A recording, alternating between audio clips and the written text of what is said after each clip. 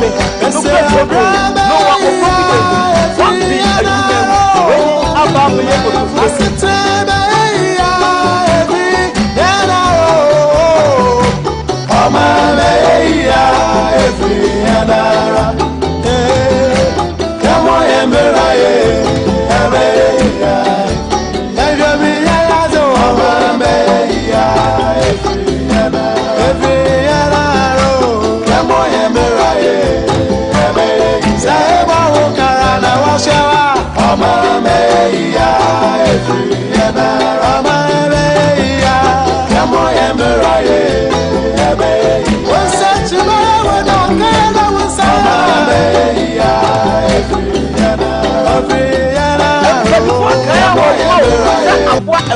what kind of Musuya?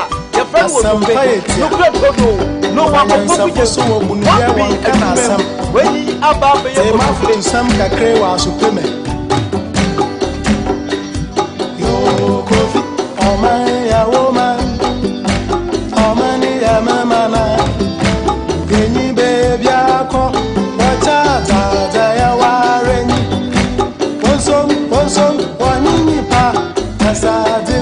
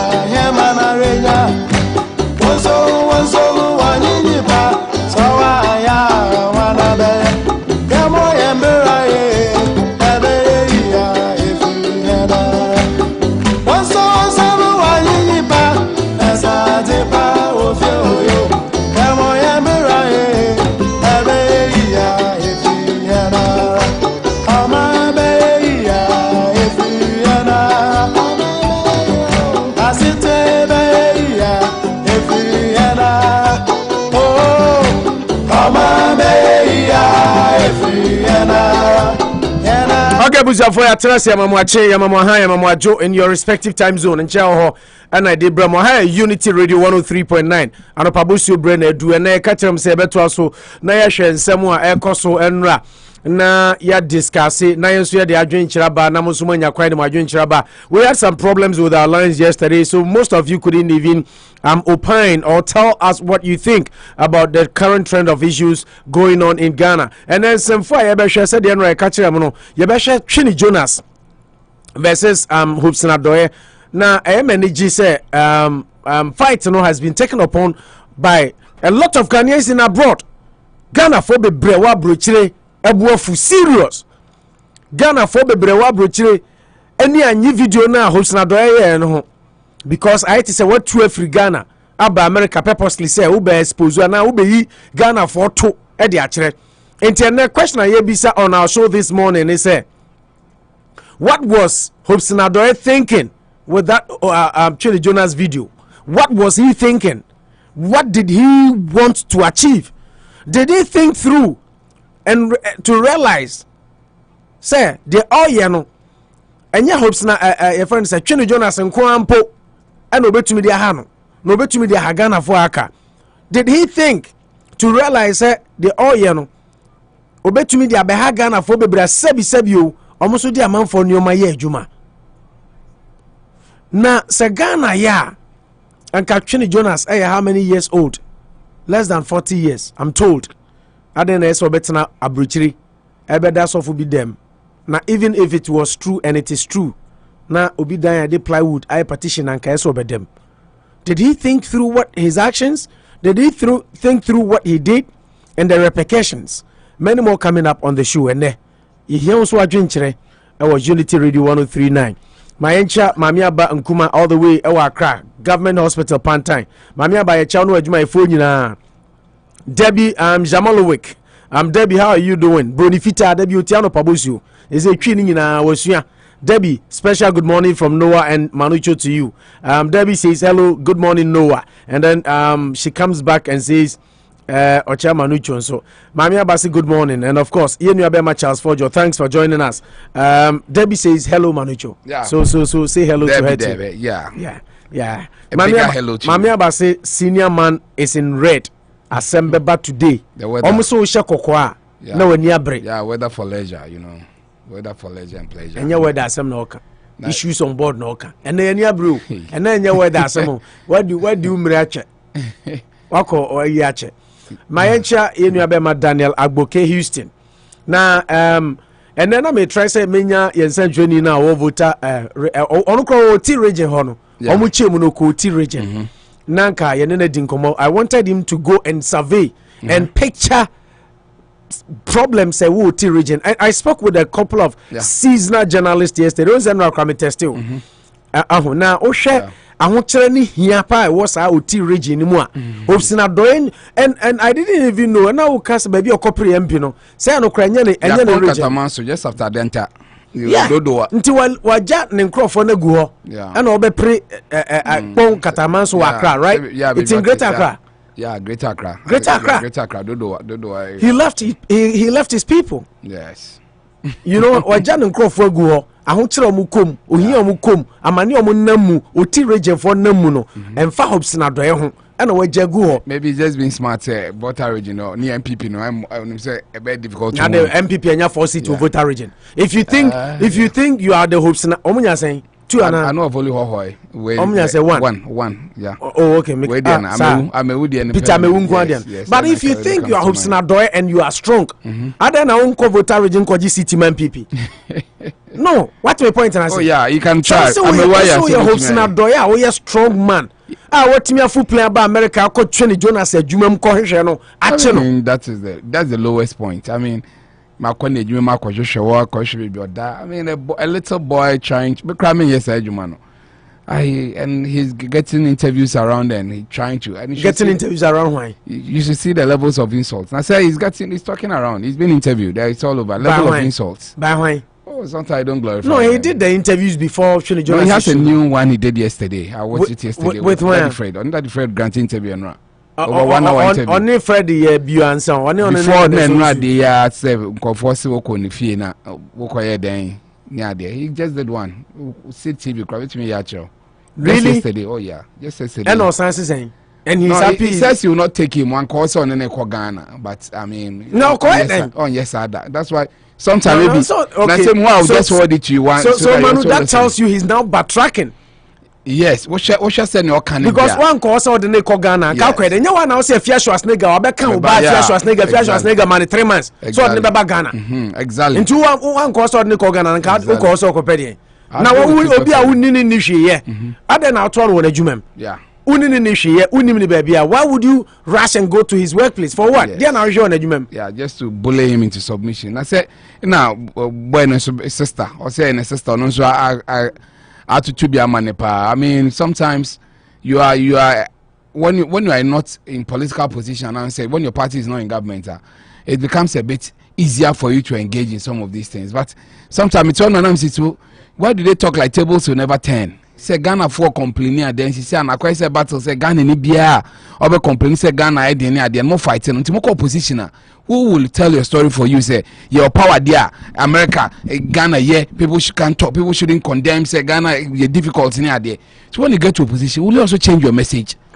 You see, Obianka say you can make Ghana a paradise. But at least when people are talking about teething problems, you find a way to mitigate, but you don't fight them vociferously, insult for insult. Enra, maybe a program. No, you should listen. Like I say, Oko baby, or Muchiche Biane, or CBS, so we be $1. Nanu Pakrono Chen. Oh, and can forward them out. I'm saying, so Oko CBS. Now, and Daddy Fred was listening. I mean, telling him that I'm comforted that Bonti homeless, so Oko Chrome, which you traffic chat channel. When New York or when the hotel, right from his hotel, he went out. People are sleeping outside or to my tent. What is he trying to say? Say, I comfort that bontin today. Say, Teteno na ya bibi kubabrucha quickly. No, I buy Japan. I comfort babrucha. How long did it take to even be able to build in Ghana? Near the NT. Those times you Ghana. Now, Daddy, I wish I could get that. Now, Daddy Fred and Lakers, and I don't know one country and say Ghana Saint Crawford Pedancy or Ghana Beam. People come here, they want to live their life here now. Of course, people want to live their life here now. Me that why I spend 11 months. I've been there 11, 1, 10, 2, depending. Because Uber will go Hana Kolani. Ghana because no environment oni mo ha oba Ghana kra enye ne de ye kra ye wo ye tete ye ho ye nyini wo ho kra ye ba etumi design yeah my former boss was here sometimes business me money no ni e bon come no car say say so be was me say people from sub-Saharan Africa no mo ba here they don't live their life Canada near there we say on the do and on shatter on mortgage fee obi so ye no Ghana and they find it very bizarre you spend about 80% of your adult life in abroad but we so me koye no Ghana near the live well obi ka say men koyo no me live well manu obi ane ne personal goals no say I know dey me fa ho me dey no kra me pese be divert kra course e kotu obi fu say on sit down ha no on sit down me tia say and me pese focus on the substantive issue because after going back now nkomo kra sign me this say and what trigger me more you see your error I was say you can kire sebi omo ye ignorant omo nimu ade na ye di sika to omo adwene na sebi omo use omo God given brains adwene anya media ma omo no omo ntumi nwene na omo ntumi use adwene no homeless people enu bi na Kofi Adoma be ye na anu a na me ka se Kofi Adoma me di ne ho yaw no obi anka se homeless people ni America hopes na do ye be ka se ni hotel baby ofakoda kura no amanfo da bonten oba ye no hotel no na etuaka ni sika no di tu kwa be da hotel nye Ghana taxpayers money ni adena full play edna be do krom ha because we are fixing the country and edna be da hotel ni sika no de be da hotel omo da bonten no enipa omo ni hopes na do nam no omo kan kire ni say eye by their own choice omo no omo pe and omo down because omo ye drugs until they don't want to be regulated by sleeping or being housed in government properties and housing because okoda buy fear why are these things even going on now me question no manu na me pese ebisa na yehwe ni say hosna doye dwene ho ehunu say sa atwene Jonas obehe say Chini Jonas edu bin krata na ye adwuma ene ade a enam all over the world no Ghana fo a ewo abrochire nya America nko a onim damage a wabekọ so ama omo yeah Ghana fo ete abrochire a wo mu ni krata sabi a onu wo se okotena Germany a osan so obetena New York ebe ye adwuma o car park no obae no no de ono an paper no kuta green card. Yeah, no. No clock. I say no. Waji 5 years 3 times. Or the visa no the now. And about visa and then bring your visa near. Listen, that's why the money now visa. I don't want to go. So no. It's good. This information. Also, here. You are a learned person. Oh yeah, but the way you talk. Obia. Sebi. Where Jimmy Pan. Yeah. Nasem. Yeah, the way you because talk. This information you are giving us this morning is enlightening us more. Yeah. So tias more kind. Also waji 5 years visa saying. Third 5 years visa ni otumiko be Canada. Okay. Bebu you are so person in Batina Australia na America. Now Germany we call Germany akwebi ohono. No who say prako or call Marco. I mean he just no who say prako. Yeah. No, he's talking about one guy David. Oh, David. I know what David, yeah. Because sometimes I say it because they are the first to insult. They are the first when you listen to them. But so me, I just said it's equal measure. Oh, I don't talk about you because I'm gonna funny when we say no monkey can say this. Why will you talk like that? Sem say nipa say binom. Ghana mampani etumi afa sankrofo say binom di ediomudi na chi se wo nkrofo bia omo adwene mu eye so myopic. Omo ndwene nkwa chiri with their actions. Omo ndwene enhu ne omo ye no ne ede bebre even omampani na omo di na chi no ene oman na omo proclaim say omo sum no a eye ya. Oh yeah, I agree with such you. people shouldn't be following the president. Such people hopes na do say ye Chini Jonas edi e wo car park ho wadwane o say odi obi pepa enti o ma call report na me ye nedi Manucho na na do danko akufa do be fra akonyan hopes na do e wa man appointment. Yeah, no Ghana airport company. Ono ye ne den he was sacked. Ono ye ne den ukra na na do na wudi na chi na na do na oyo Ghana man pani na wudi na chi ntia o ma appointment e wo Ghana airport no hopes na do ye ka kire wiasefo nyina de ntia una so nya adwuma o Ghana airport bio brabonten na kire mu kire Ghana fo nyina why you are still not working or why you are not working at Ghana airport bio. Yeah, company limited.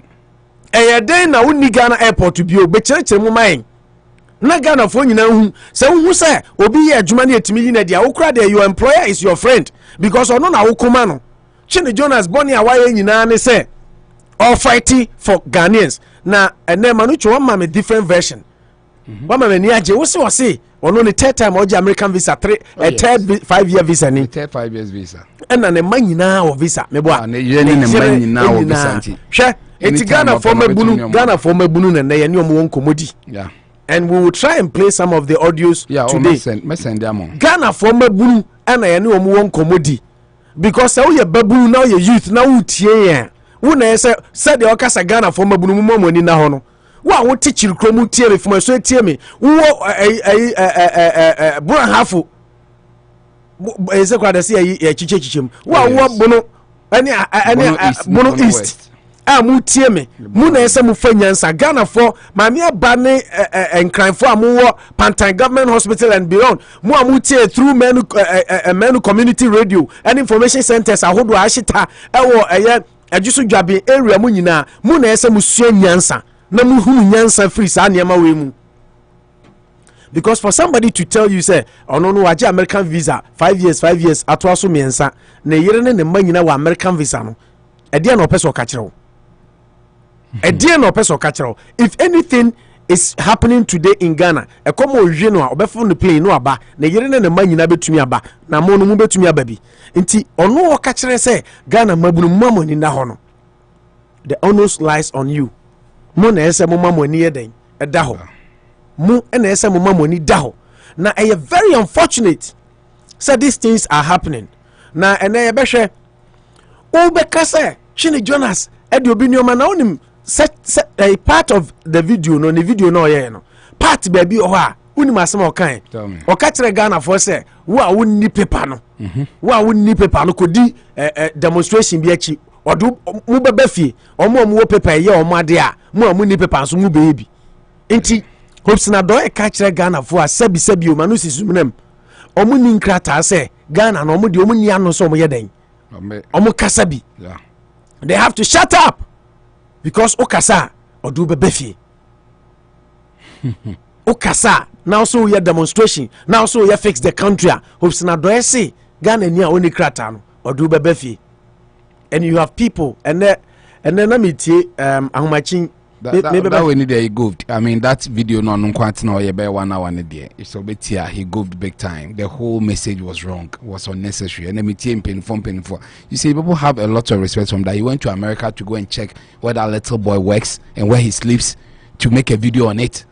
I mean, it's close to tomfoolery. I mean, a man of sorts, why Puniwa, Abemuda, and you are still the director of operations of MPP near then. We here to please who? Now we are in Ghana for your in the all that glitters is not gold.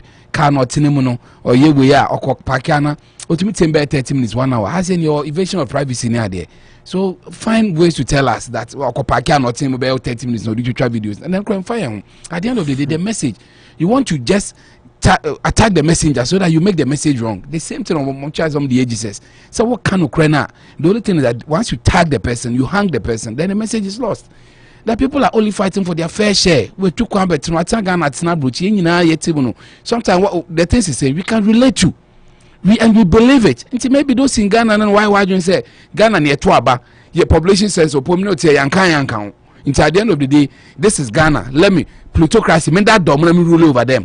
Into no better on your video where Ghana better na bruchin or your video to Ghana say a mum in India, Natuni Jonas Kenya no cre Mumbre or Ghana sa Mon struggle Abuji struggle chemo, which you know it is not true. What about them say? So for you to have a vivid picture, and moreover, sometimes the interviewer na here because if the interview is being done in America, you school him what happens in America. Why somebody sleeping by the roadside? Near the air choice. Abuji be being wherever crime make sure say be that bunting because it will be their choice. Yanko order, but we can presuppose that nipa join there. Any equation, nipa being as part of the answers, and answer is always complex because human beings, though, in more crowd sometimes they think so well. I'm robbing near there, of course, Ghana, and I'm robbing I'm watching motor, but you should see it. When nipa come dinner on, and Kabuapoye, if one is very hungry, uprising I can say at the end of the day, yeah, nipa na be we say the system is not taking care of him. Come then you come and use Tunisian as that he's lying to you. So for mom Babruche when I say Ahaguanka say mum BM say my visas. You know the number of people around here. And they get an upgraded life. 99% of the people. America fine. Some people don't care. But generally, will be better America 5-10 years when you're near man not about Ghana. I don't know the visa when you boost you. It was even boasting. I don't know person in market in Australia. That's why I get surprised. Inti no no kasano when me miss answer questions no. I don't know person or I don't know say waji US visa ato asuma akuma yensa nti ode gaga visa or Canada or UK or be otumiko be bi o asam we see achievement. No bi okwa American passport nso ka say. Upo de oje business o obi kra American passport or Ghana or party me yebi. We know people am about monje or mun ministers but they are holding American passport working for the party. No more say then they will laugh at you because you have a Ghanaian passport and visas and can travel around it. You are boasting on a platform. So be Libya. It's only a country. Sometimes or can me say it's not exposing himself that you crank of further mountains. Say bomb pie say nyamin grant you American visa. You nyakre ko jina sorry de me ye boss. Ananu ya survey ama. Survey ni ba ni amuka say nipa say ye ka so mo American member. Survey ama nanu ya. Over 90%, 10% bo mo antini ye. Me sure someone tin ye. And sometimes you all know what really pertains. Upon them they send away when you have chance now. Yeah, it's a comprehensive one. It's a very comprehensive one. I'm trying to address, but the evidence he was backtracking that on Castle and baby no be about Bruchi Pen baby cry then of Cassie and Fan. So what was the essence of him going to baby or Yajmo? But once work I said me bare future as nigga and you're powerful, no kind of baby. You were finding ways to exonerate the lady, who is also one very big braggart and insults all the time. This a one can me cry me tie so nya me voice and your bed dress me no I show me no me drew. And how can you even use that person as a yardstick in your video trying to address somebody you feel that insults? That is your problem. Maybe if he has a messenger, he's living a fake lifestyle and he's insulting and blah blah blah. So why will you go and mention somebody like that? That's when a second chance to talk to Ghanaians. Then he said, and you see, it didn't start today. When it comes to him, I know what he's done. Sometimes I wonder, hey, so this man, how does he really think? The party politics in the and come about the tribe, baby. So be no more about MPP na obeche man mo yen then he becomes your vessel of attack. You know what you did to Captain Smart money there. If they were in bed with you, you don't talk about them. But once they leave the bed, now you are going to dress them. Prove to us that Pemba, why say, here. And you're not fighting for betterment of Ghana. You better now you came in and you say Ghana, you be improve your lifestyle in the Eka. San kebe do baby, no be am kase me pabro chaser, but the circumstances never tuni pass better na chromasi. Last time I like what Asantibio said. Sometimes even called brain drain. Yes, trying to get brain drain idea because you know you have a lot to help your own country, but they will not even allow you. People like this who will go naked and be insulting and stuff. No, I'm not president who more party in the back. Say they are doing well. Yeah, he said the Mubuja Pao, Moyadi Pao. Because they are all over the place insulting and trying to fight unnecessary battle. And the battle is against anybody who will tell you that, you know what, unemployment is on the ascendancy. Galamsey has been a problem. Excavators are missing. School for Enyawe, Omu school no cry. They don't know where to go.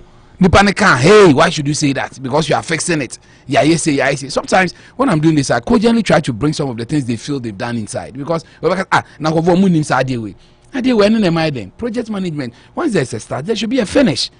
One of free SHS, we all agree. But I'm investing into movie and no bed. And then you can't have an enabling environment for people to thrive and provide jobs. And then you rather they say I'm not Ghana, Moka and into Wabetina Bruche the hotels in what that New York chair hotel maybe $1,000 a day. Until you say you have to be able to tell cover him a bit to afford. Sikana owe them how much are you paying?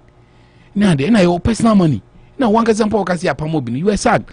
Say you being the director of operations for MPP. What's your other job? Maybe you're a businessman, but you were in government and you were removed. This is you're catching the president's eye, and I said that. And we know sometimes, you try to clothe it. You clothe it beautifully. What you came to do, the mission has changed because the president is in town. When you beautifully said, oh, I'm coming to places like Worcester, densely populated Ghanaian areas, so that you come and espouse what the government has been doing. Then no attend President Abanti Munya Makwata New York corner. Mochem or Kwanza. I mean that's bootlicking siko fancy near then. Where does it end you? But don't blame. The constitution is the problem. Because at the end of the day, you can't Akwajima Menu was do Sputnik V and still be a minister. Nothing will be done to him. And still be seen as a very big minister. Ken Fureta will pay for the Sputnik V. A president will be on a flight, a charter flight. They will go to parliament. They will ask him that how much is it, and he will decide. Menka chemu. How much did they cost? Menka. You deny him back. Somebody is lying. But also I won't. No, you are catching security. Travels of the president is matters of security. Such lame, unexcusable explanations. But upon you have a fire there, no worker. And then the master of national security. Nikon for no moves okay if he travels, he uses a Ghanaian Falcon on by your way. And then even American president quite travel like can. Sometimes why do we do this to our own selves? Yeah, and can confirm Punka, then sit in your room, take a pen and paper, take some cues out of it, and try to work on.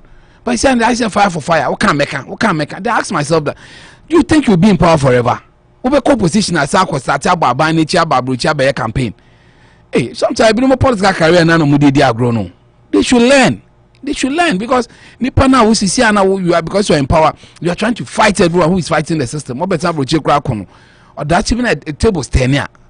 Will you still be bold no about studio have a catch and say Ghana heading na broche for Mumbe Buana Ghana heading. Yes sure say. I'm sure some people for between me Ghana heading be. I'm wondering. Sure. Sometimes I wonder how they are playing the whole cards. Say Sisiano say your more dear Droby said they will perpetuate themselves in power. Position be among Yankee can sem na Yan say no bia everybody is a victim na Kasanchi would ye no BT Uyana and Kofobi say a binum say leading questions say be saying you to say premeditated. They want to talk to people who will be petting them. You say in school journalism and chance journalism chair say Mobi betina we numa. You don't ask him teething exemplary questions. We be sano questions about China say you say president there or your man penny say born home by now control there say or on your plane papa into what you was saying. Such sheepish questions. Sometimes I just listen just to help me my discourse. But me take 2-3 minutes. I wonder why people view such leading questions things.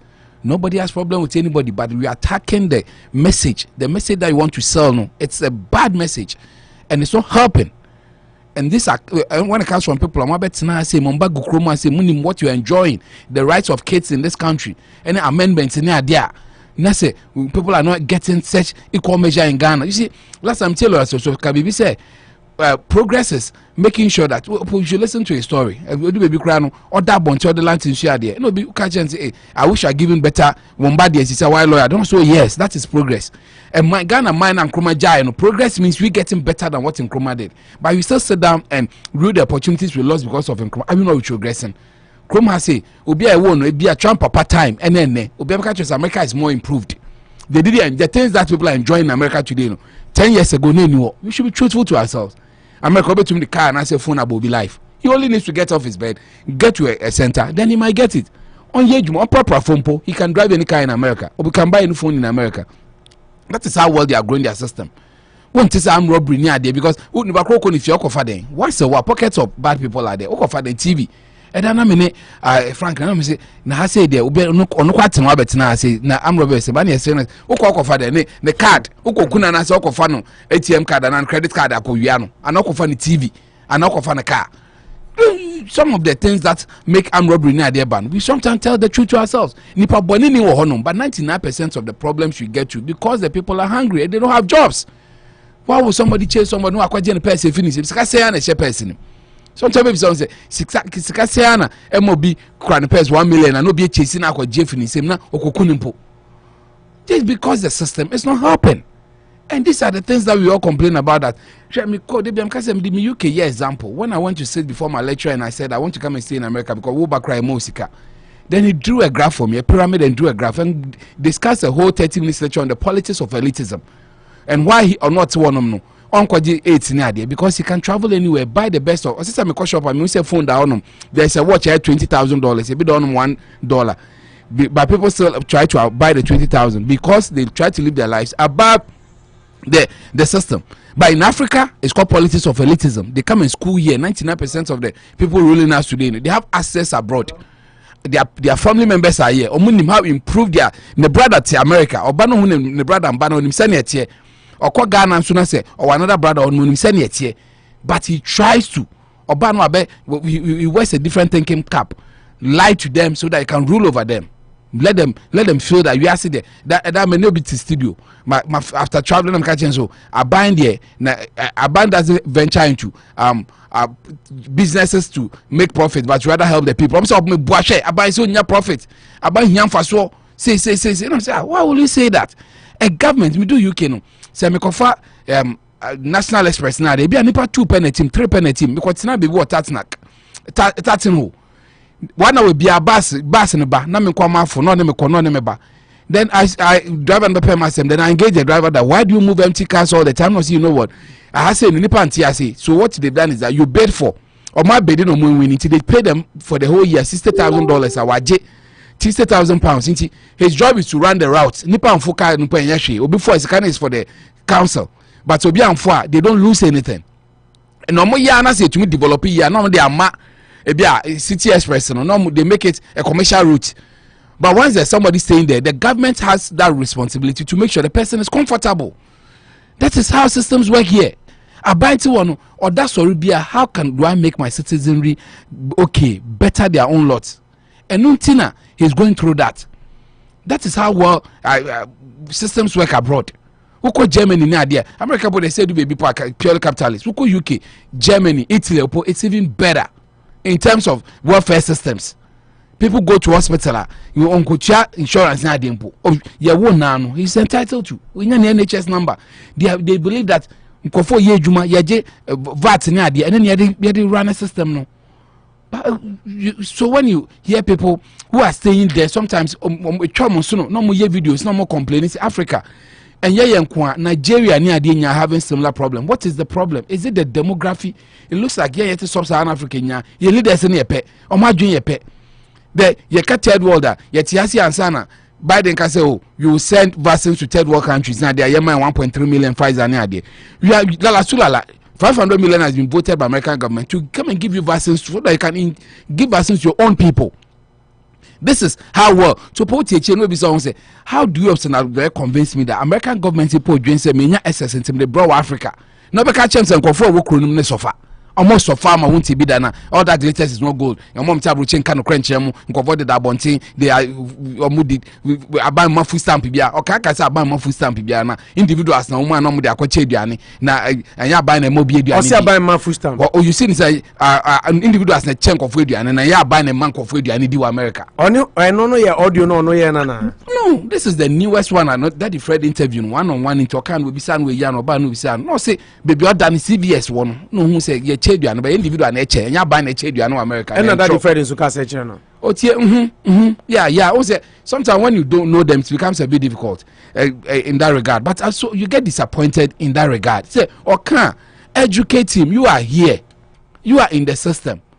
To tell him, you're buying champion in Section 8 in Adia, and food stamps in Adia, and an American is entitled to.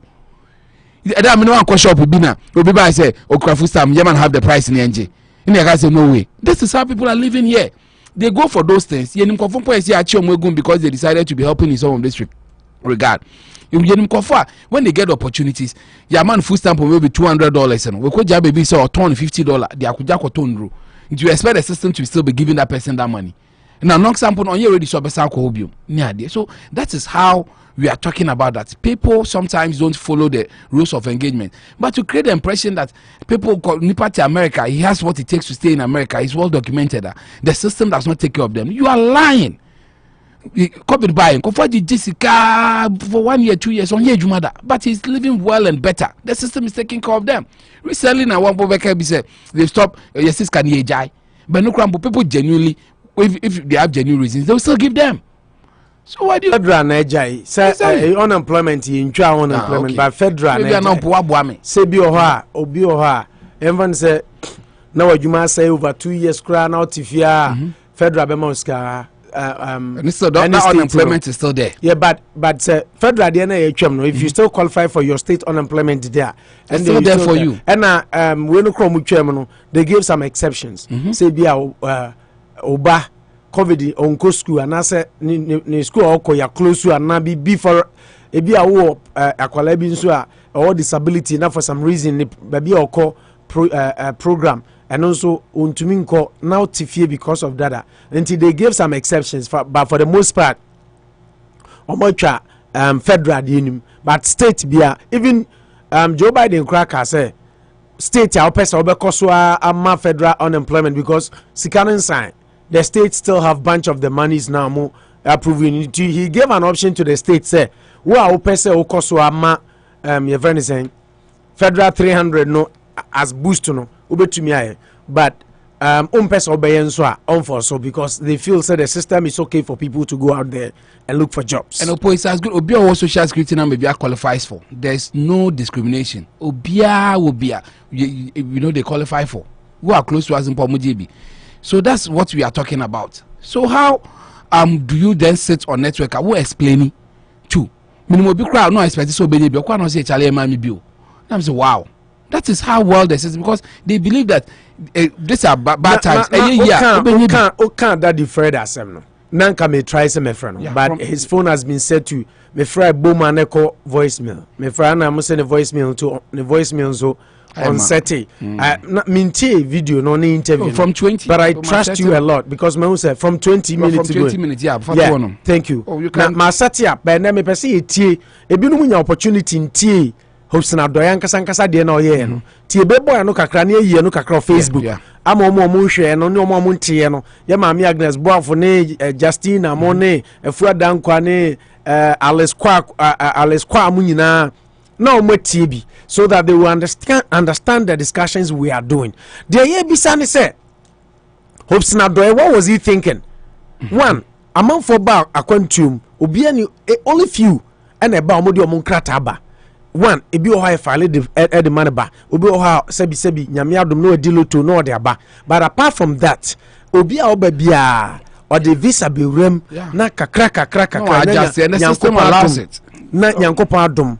Now wa upgrading the status which is allowed. Oh hopes na doye o se uba krom ha no o de visa beye adwuma o parking lot wa na wo kan nti wo ba ye no visa ade ba ye no nya working visa nti e de na otumi ye adwuma o parking lot no na o ba na twene Jonas ka se na nado ne MPP form fix your mind nti o de twene Jonas wo bufuo e be yi Ghana fo ene se bia kwantufo a ba kuruma bepe bibia kodi eto de obi aba oye so wo de enioma se na ye adwuma na wo kan ya koduru se obi ni paper na obeye fix the country a amanfo ka yom dem mo yom friti sa de ombeba fie na mo hwe de si wo Germany threatening them. You are motivating. And you're threatening. I was say be a sinti just it has happened. The import is Akufo-Addo Asamba. More people need the fear. Na more money binu. Mona my margin say mbeba. Na say Germany motiye. Inti mo san sombra. Now I want to maybe someone say. So how do you tell me that if I'm taking back to my home country, you use it to threaten me? And no make us say.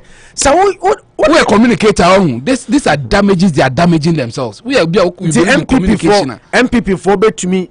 A opposition da no more be kasa o man mu de na obi kan no aka chen say na na do danko Akufo-Addo oteso enya mi manu mu kasa o Canada Japan say na na do ka kire ma Mills say fix the country. Yes.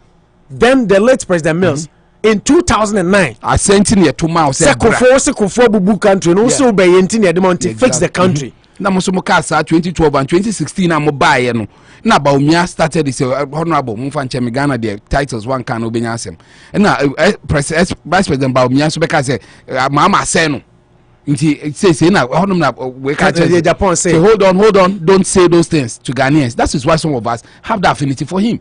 It take a lot of people with courage omuye bootlickers omuye sycophants to say these things. Canada Japan catch Baumia say yeah, hold on. Jaika na the president now or catch Mills inti mu so fix the country. The papa and Kamama Nyane second term and your papa intini to mam. So it will be very quixotic, very myopic on your part. You also sing the same song. We are a doctor of repute in economics. Who to me back Canada be child the statistics 101. It's Adam Smith who to me cry books. I'm sure you've redone all those things.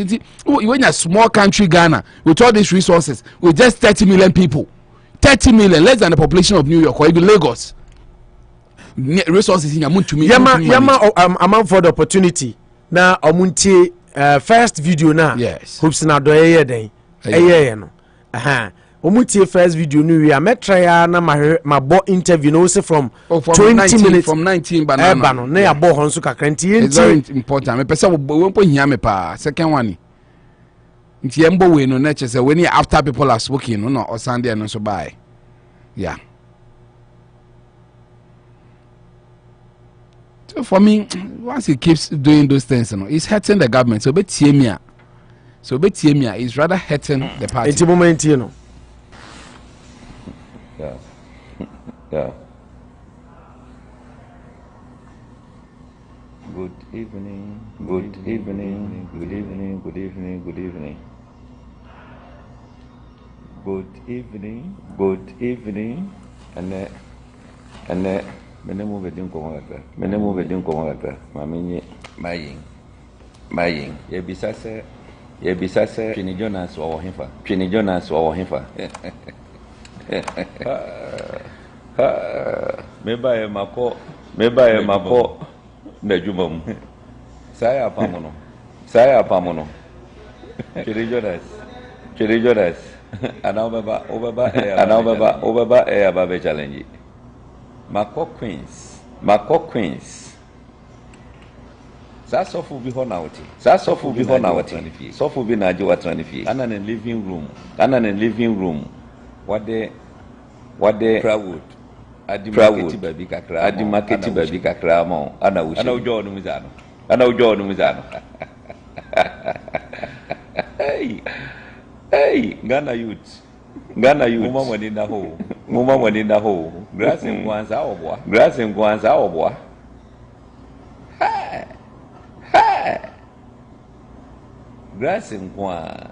nkwa Radinya Ghana youth mumma mwani na ho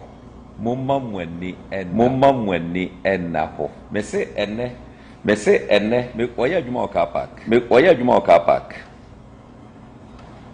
wɔyɛ adwuma wɔ car park o ɛhɔnom na wɔyɛ adwuma between 53rd and ɛhɔnom on the 8th avenue so ɛhɔnom na wɔyɛ adwuma na twɛrɛgya na sɛ owurade wɔkɔdi di meba afia Schwarzenegger atem ɛmbɛyɛ sɛ wɔho ni ato wontimi nkɔ fie wosuro wɔho kɔ yɛfa so a ɔmo yi wadi ɔmo hu sɛ woni nkrataa ɛmbɛyɛ sɛ 4-5 days ni wontimi nkɔ fie wosuro ɔmo akɔka yɛapamo ɛnti wosuro sɛ apolisifoɔ bɛtrɛ si waba fie ɔmo hu sɛ woni nkrataa obi nkrataa na ɔde yɛ adwuma twene Jonas wɔ anim agu ɔmo akɔka yɛapamo ɛnti wosuro sɛ apolisifoɔ bɛtrɛ si waba fie grass nko a ɛnti wontimi nkɔ fie twene Jonas wɔ anim agu yes grass nko a short video jagopo yes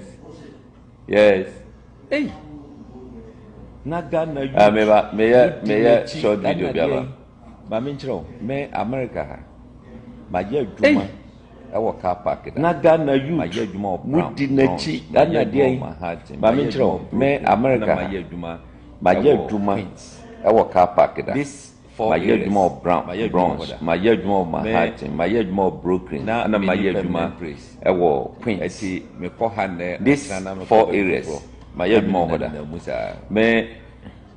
na me ni permanent place ɛti me kɔ ha nɛ ɔkyerɛ na me kɔ baabi foforɔ na me nina mu saa meti ma ma addresses of all these places America car park yɛna yɛwɔ Ghana jobs a ɛwɔ ha se yɛnya kwan ɛma brochire da no nipa no ba America car park one of the neat jobs a ɛwɔ ha se ɛti wɔ hɔ no mu a nipa no ba na ɔba bɛ paaki ne kaa oduru owura mu pɛ na wapaaki no wɔ kwan na no hɔ na wɔsi aba wo nkyɛn ebi a paaki no bɛyɛ 1 hour anaasɛ 2 hours anaasɛ sei na ɔne n'akasa then watwerɛ ne car number wɔ ticket so na wate ɛde ama no na ɔde next one no ahyɛ car no na watu car no akɔ akɔpa na ɔde key no aba abɛto nipa no ba a ɔde ne ticket no ba na watua ne sika na wakɔ akɔtu ne car na ɔde abrɛ no kwan na no hɔ baabi a ɔpaake yɛ no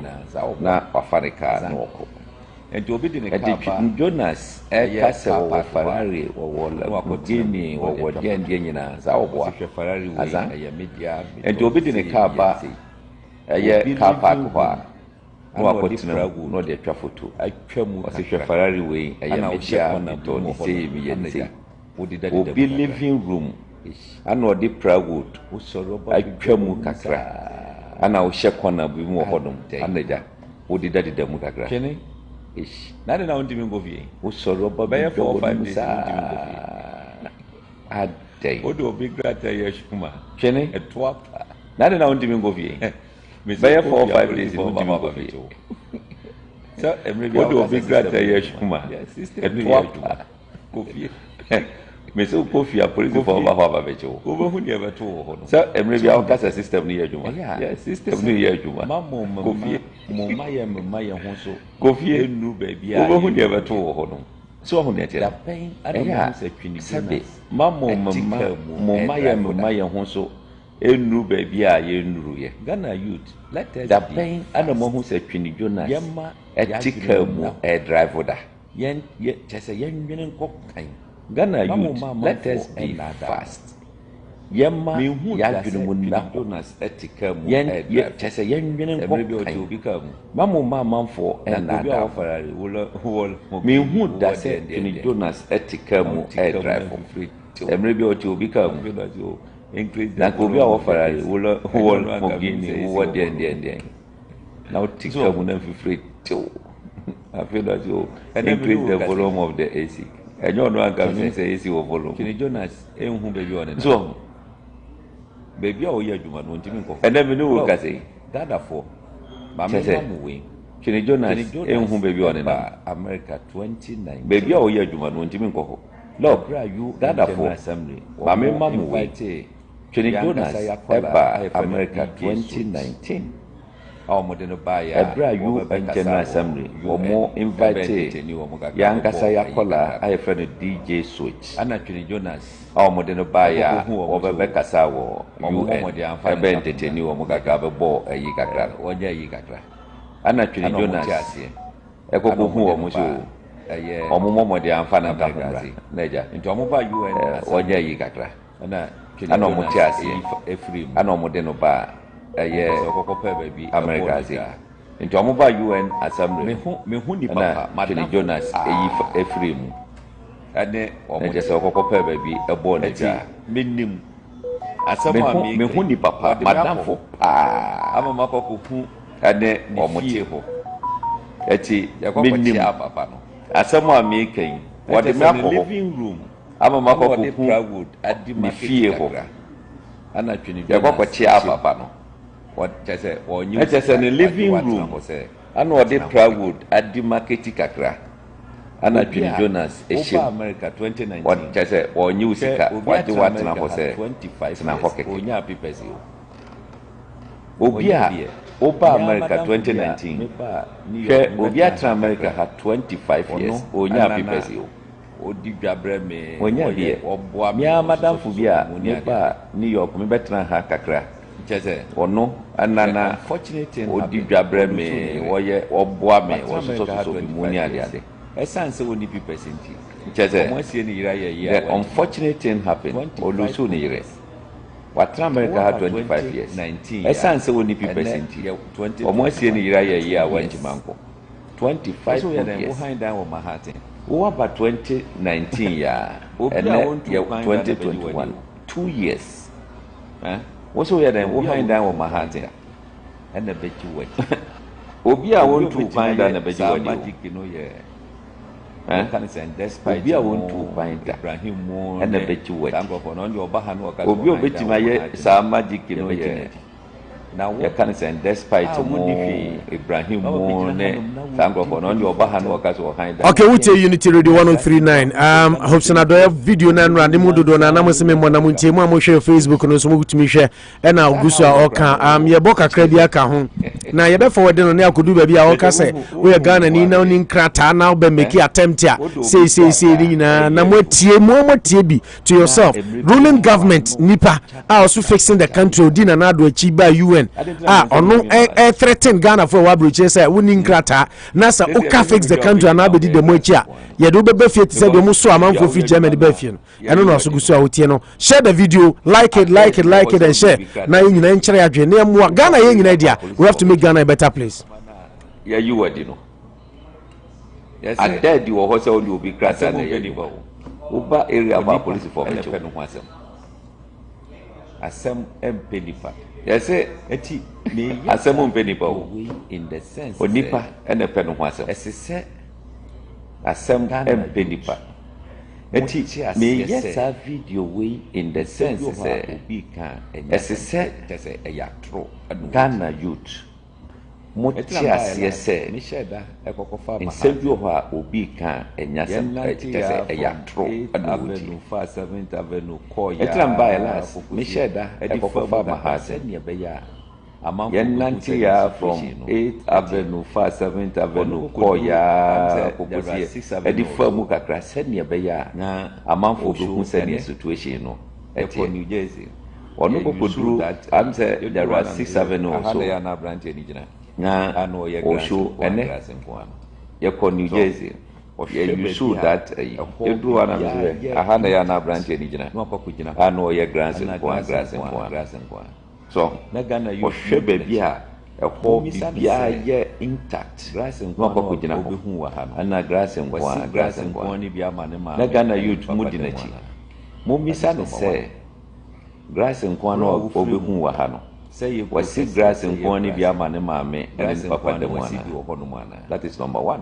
Say wonsi bi wo kwa kura wo free mu papa nsi grass say ye kro kese say ye grass nkwani wasi bi wo mwana. It means say wonsi bi wo kwa wo papa nsi grass nkwani wo maame nsi grass nkwani na wodi Ghana mpenifo atam. It means say eti wodi wa ankasa wa wo atam wo maame no papa na wodi wo atam ana wodi wa nkasa so watam eti because say grass in boy waba ama ho achi wo sɛ wo ba bɛpɛ biribi akɔ oma fie pam wo adwuma mu hwɛ so na yɛ adwuma so enye sa akwa wo because say grass in boy ama ho achi wo police for so say oma pam wo adwuma mu pam no oma pam no so enye sa akwa wo because ɔmo hu sɛ ɔde obi grass na yɛ adwuma nti no apolice for so tata wo enti wontimi nkɔ fie nkɔnkɔda ɛhefa no akwakwɛhyɛ no enye no ɛyɛ so serious mamu nye ni Ghana youth mo mayɛ ni na hɔ obi a nsɛm a wo wɔka no nka nkyɛn ne sɛ ɛnyɛ no korɛ asɛm mamu sei nye ni na deɛ no wo me say sɔfo na wo ne tie no obi a wonim no mfrɛ no no nka nkyɛn ne sɛ sɔfo na asɛm sei na meka makofi na deɛ no wɔwɔ ho ka ne living room sɔfo na wo ne tie no abarikadi hɔ ama no sɔfo na wo ne tie no makofie hɔ guy ne living room ana watwa corner bi ɛbɛbɛ drop abarikadi hɔ ama no adwuma na watra ne ka ana ɔda hɔ na ɔde wɔ aba no guy na emre biara wɔfa wo ɛbɛbɛ drop wo no ɔba adwuma na watra ne ka mu na ɔde wɔ aba no hwɛ so anya adwuma a yɛnim ɛbɛma wo sika eti na wo portray adenti sɛ woyɛ bibi so ana waba bedi ha sei wɔnhwɛ so anya adwuma a 1 million go ɛbɛma wo sika wo sei ni na ɛka keka na wo portray sɛ woyɛ biribi soronko nyambo ɛkyerɛ mɛsa akɔ adwuma na wowɔ sika wowɔ 1 million go dam wowɔ sei ni na ɛka keka yakɔkyerɛ bi hɔ yɛde ma nyambo ɛkyerɛ mɛsa akɔ adwuma mu hɔ ɛhɔ nom mɛkɔ akɔhwɛ sɛ bia seesei yɛ agye wa mahaten car parks ne deɛ yakɔkyerɛ bi hɔ kasa papa ɛyɛ nɔmba yɛde ma akɔ hɔ ama ma akɔ akɔhwɛ ɛhɔ nom mema yɛ adwuma mahaten car parks ne deɛ ɛyɛ ho sɛ kasa papa ɛne yɛ nɔmba ɛbɛpaake wɔ hɔ no okay yɛmfa nsi a yɛbɛkiw na yɛbɛboa me pɛ baabi a ɔka ɔtrɛte na aburokyerefo a ɔse sɛ wonni krataa na wokɔdi fix the country akyi a yɛde wo bɛba fie no Manu, menim sɛ watie amanfoɔ pɛ sɛ na amanfoɔ pɛ sɛ ɔmu tie kakra no a couple of people called sɛ yɛ memmɔ no ɔmu ntie bi baabi mu wɔ hɔ a ɔmu nya time ntie ɔmu tie anɔpa so they have to go to work and all that yɛbɛkɔ so abɔ mebɛ sɛ mekiw na medu baabi a because baabi a ɔne ɔwusu bɛmpa pie abɔnten no this one he was sitting baabi a ɔne ɔwusu bɛmpa pie abɔnten no hɔ no starte yɛ a ɔka sɛ 42nd street I think the more you listen, the more you get the idea that so what was he really up to. As of now no, I wish I could get some basic answers out of him. Just say New York no quiet. Was he part? What role did he have to play over there? Because some of us are reliably informed that he was here before the president came. I mean, they had their own ways of fixing the country. Almost operation fixing the country. So they wanted to come to the diaspora. Yes. Frame said they wanted an interview. The radio station is for Ghana. Yes. We are developing Ghana. We are helping Ghana, whichever way. In Fahone, Party A or Party B. So we had an agreement that they were going to come last Sunday. Now, I'm going to do Chroma, I think, Thursday. Yes. Thursday. Earlier. Yeah, Thursday in Ombedu Chroma. And they were supposed to be on Edinkra Radio on Saturday and Unity Radio Sunday. 2 p.m. And now I'm catching me say Nanado Ababedu Sunday no awia and I'm friend no say Nanado Abedu Eba UN of Houston and Eba New York hotel urban hotel until mo say Thursday that's possible they came with the president. Yeah. All I know is they came here on Thursday. They are part of the delegation anyway. Until so Nanado ba so they want to meet Nanado anyway, the hotel. I know they name to one we can't know their journey very well. Nanado Nanado on the hotel. Yes. Sunday no mo frame Rihanna. And he say interview no between 2 hours be and 1 hour cry na my either Zoom or phone. And I'm catch say no, that wasn't the agreement. Yes. We planned doing the thing live interview. Yes. That is the promotion we did. Yes. More Ghana and I'm about say mo be promote to agenda say more there more flexi country, so you want the people to know what the government is doing and what they have done and what they are doing to fix the country, because most say we are fixing the country. You are doing so much, but little is being said. Inti se mo person mo ba purposely for that there. Enya fe na mo Ghana ya frame phone so interview mo. What do America? Means I me phone so na Zoom. I want live interview. Didn't I mempe Zoom interview? They say Manuchu. And I say Kalusha. I told you say me pay 1-on-1 because then you can run away from my questions. Ghana from person baby sa question. Only need to baby no you cry electronically to me katene. The video send the service crying. Yeah. Because then you call and you get the person. Exactly. If you can't get the person, and you who's a catch us here the high profile another interview be back. NDC for Sammy Jemfi in America. Sammy Jemfi also went to Adinkra Radio and Rose and Rechi. We had an agreement say on Usubebaha na enye complete na NDC secretary Paul Disoso ni chairman young Juma.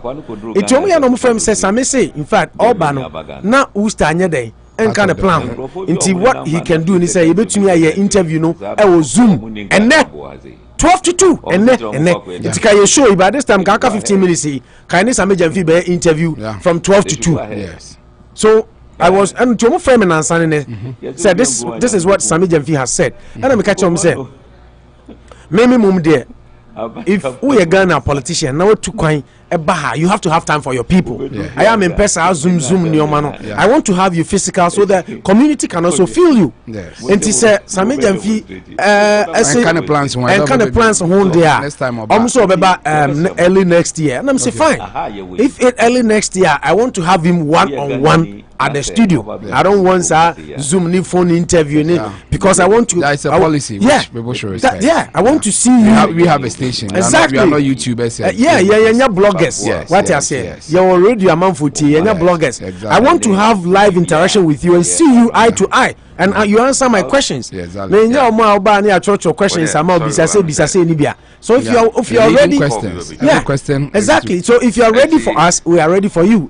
But also and I understand his point because also any official trip and I'm saying any this in a suman on one ban a private visit so which makes sense so and I'm saying okay if next year no early next year now we'll have time we always say nyame adom ye tiase ne enwu ne tenkwam kwan dia radio near community radio is for Ghanaians. Love to meet them I mean no and until we mo Sunday and I'm friend no mo ka kire me say mayo ha and I'm ka kire me say yeah mo ka kire me say your friend is saying, to me, phone so near and I say Zoom and I say whatever. And I'm saying I can't do that. That wasn't the agreement. What I say. Until they came here, I know some about Thursday. Exactly. And I'm called in class Saturday. They were supposed to be here Sunday. And then to me, I'm also. From there, I was interested in this story because there's that talk about Metiega and a lot of stations and citizen journalists. So they were they part of the government delegation to this place to come and hand. I honestly don't know when Nanado landed in America because Ohima Frida Frema or what? Yeah, what's her name? Frida Frema or Pari. Yeah. No, not Frema Pari. I'm talking about Chini Jonas' sister. I know. Yeah. Okay, the lady. Yeah, Frema something. Yeah, and big sister. Yeah. Osin Nanado bedu on that's what she said. But I wouldn't take that. But I'm just saying say. Osina now do do hands and or now so crowd Ghana say two kind and all that. Oh yeah, because of the private jet issue. Those things meaning because private jet say be fan or Ghana people were not privy. You know man so say the travels and security issues. Me ten the near so Houston. Waba Houston and the point was that Houston no fiba New York. Yes, Oba Houston. I don't know common sense chem say he didn't come with Ibia hopes na doyemono. So about Thursday they are also we do Thursday. Yeah, hopes na doyemo by Thursday. It's possible they came and America says some back together there. Why will they come to New York and then wait for the president to come to the hotel? Because almost president who said they are in town. Yes. That was what they told me. So they okay, one back together. Almost full plane with together with Haruna. Yeah, that's Haruna what that's what I'm saying, sir. Together. That's what I'm saying. That's why this one is really they came separately because because reason to Omama interview no they say president who said they are in town. I agree. So you see I wanted to quell that whole idea. Say, did the president put them on his flight to come and hunt? No, I don't think so. Which should have been very bad. Yeah, you understand. But people don't say when information or releasing in full, it won't to mean way. But from all indications, they were here to come and do their own fixing the country. Then the president also had to be at the UN General Assembly. Then they took advantage here in Kohono. I mean, he spoke about the fact that he came because he was the chairman, honorary chairman of the ECOWAS. Now, military juncture near the African Union. He will be the best person to come. You see, when you begin to say some of these things, and so it makes sense. I'm happy to hear to come and share. Say, oh, your kind, maybe some of us we should understand that, oh, he was the chairman of ECOWAS. There's been a recent military juncture. It is when your opportunity that's will be to me a bar. Sometimes just I yet here, I can say face to face is better than 1,000 Zoom or Facebook. There face to face interview, the body language need be biana, it doesn't come easy. We want truthfulness. See, and the whole idea that when the camera's on you, you begin to tell the people what they want to hear, and you present the trim. Well, what has me? My interest is that is where people are worried in Ghana that if unfortunately, I bet boom, pepper. Yeah. Option to get out in America around the same time the president is here. Yeah. And the president had to come with an entourage. There's talk about a private jet which flew from Ghana to this place, a Boeing 737. I mean, the past almost back from 8 to 11. But this one day, I'm going to say for 200 per man doubt it. Just some arranging beautifully to have a sitting area, sleeping area, and I bet there, so there's that general belief that did he join the president and to to America just to come and look for Tony Jonas and do that video that Marconi Fiena or the plywood? People are worried, genuinely worried that Sani the taxpayers' money be. Sani ebe kono, and I say what about now be business? What does it take that a little Ghanaian chap somewhere no? It will be running, and people are like. I love one thing they say. People when they get to political position, they forget their past. Upon no ocho biaseno, manenche bisanto no chene where he's coming from. Jonas life might be even be better. But here no movie physician na or that plywood the so near there. But so who they want to apply with so that you won't na the silver spoon share with him to president. On the higher crown papa president, so we can understand that maybe a way. But also no, we want to tell us that is that your life. The kind of the basis say there's a reason why Jesus had to be born in a manger. Who will be a some prophecy Christianity near the emperor what did you ask? Then you don't even know what you're about. That the one who is your purported savior, used advisedly no, was born in a manger. Yanko went to the most expensive Leicester Hospital, and also Mayo Hospital in Minnesota. It talks about humble beginnings. Being humble for life. There's no way in the Bible where you can just say, on your sky and time, say about Solomon, David, money, and he is the savior of the world. But on Christian principles, why will you even use those things against the person? So, or the small place now, trying to convince. I don't think that Ghanaians are too worried, are living their life now because Tino Jonas says America have been eating, and people genuinely don't have food to eat and they don't have jobs. That is what they are talking about. And the few that you get to know, much excavator 500, not Ajira. Can't people discuss it? Galamsey fighting and qua, intimam. The very things unemployment is understand. Food, one more deputy minister said, you are not crying, careful, you have a problem. Now, young blockade, they are the Cabrucci. Then nobody tells you, now some conform here, you are no Abrucha. I didn't encourage you to find me, Mummy, and say, I was a Ghana, the Cabrucci, will be in Benz, American, Kalutanasi, whatever. I neighboring countries. Yes, I own the Cabrucha. I'm man say Abroche meaning we had to with Togo ne Burkina Faso near there. If people are doing that, why can't we? Is it not a genuine awakening? Say me deputy minister for agriculture. You know what? Let's find a way to grow more food. People don't have jobs. Inti yan said that by next year yan need to be na what does it take to get food? Fertilizer. If people are talking about it, then you come back and say that the whole import of the video when open share is to tell Ghanaians that lead story. Yes. Kenke price doubles as maize prices sour. Our great minister assures stability soon. Oh yeah. Into Dokuno Bako now turn 1 CD as I say 2 CDs. So now turn 2 CDs I call 4 CDs. And our Greek minister I say Ghana Fonya Botrena Ebrubuono Ebesamba formula stabilize soon. And you know the painful part. Ghana is staple food ye kenke and also say Mori na ye staple which is out of maize. It is a kenke boy, the Mori boy, maize boy there's a problem. 99% we rice the next staple food that Ghanaians is the pie maize based meals and cereal based meals. He said, what can say no boy na Ghana for Nyabutra. Then Opoya Kwane buy. Cry team people are not having jobs. If you have 5 cedi or 10 kenke, menu baku 1 cedi, 2 cedi, and not touching them 3 cedi. She said the kenke alone is 4 cedis. Intention to turn up. And I'm not see a problem. Then if people tell you that progress is making sure that the very things you did not get a chance to enjoy, your kids will be enjoying that. That is progress. That is what the white man calls progress. So if you walk home and say, to me drive at the age of 24 near there. But now at the age of 16, you can let your kid start driving. Now the time will come about 14 years crap. Last time I will be say, over to cry now to license so obey you and say we credit card in yam to that's what they are doing. I crab to US school and no hairstyles or very good credit. But Nadam for Nibi. Because Nadam for no man and papa man. So it's a matter of people improving every day. But you are always getting bad. Say kenke, common kenke no so.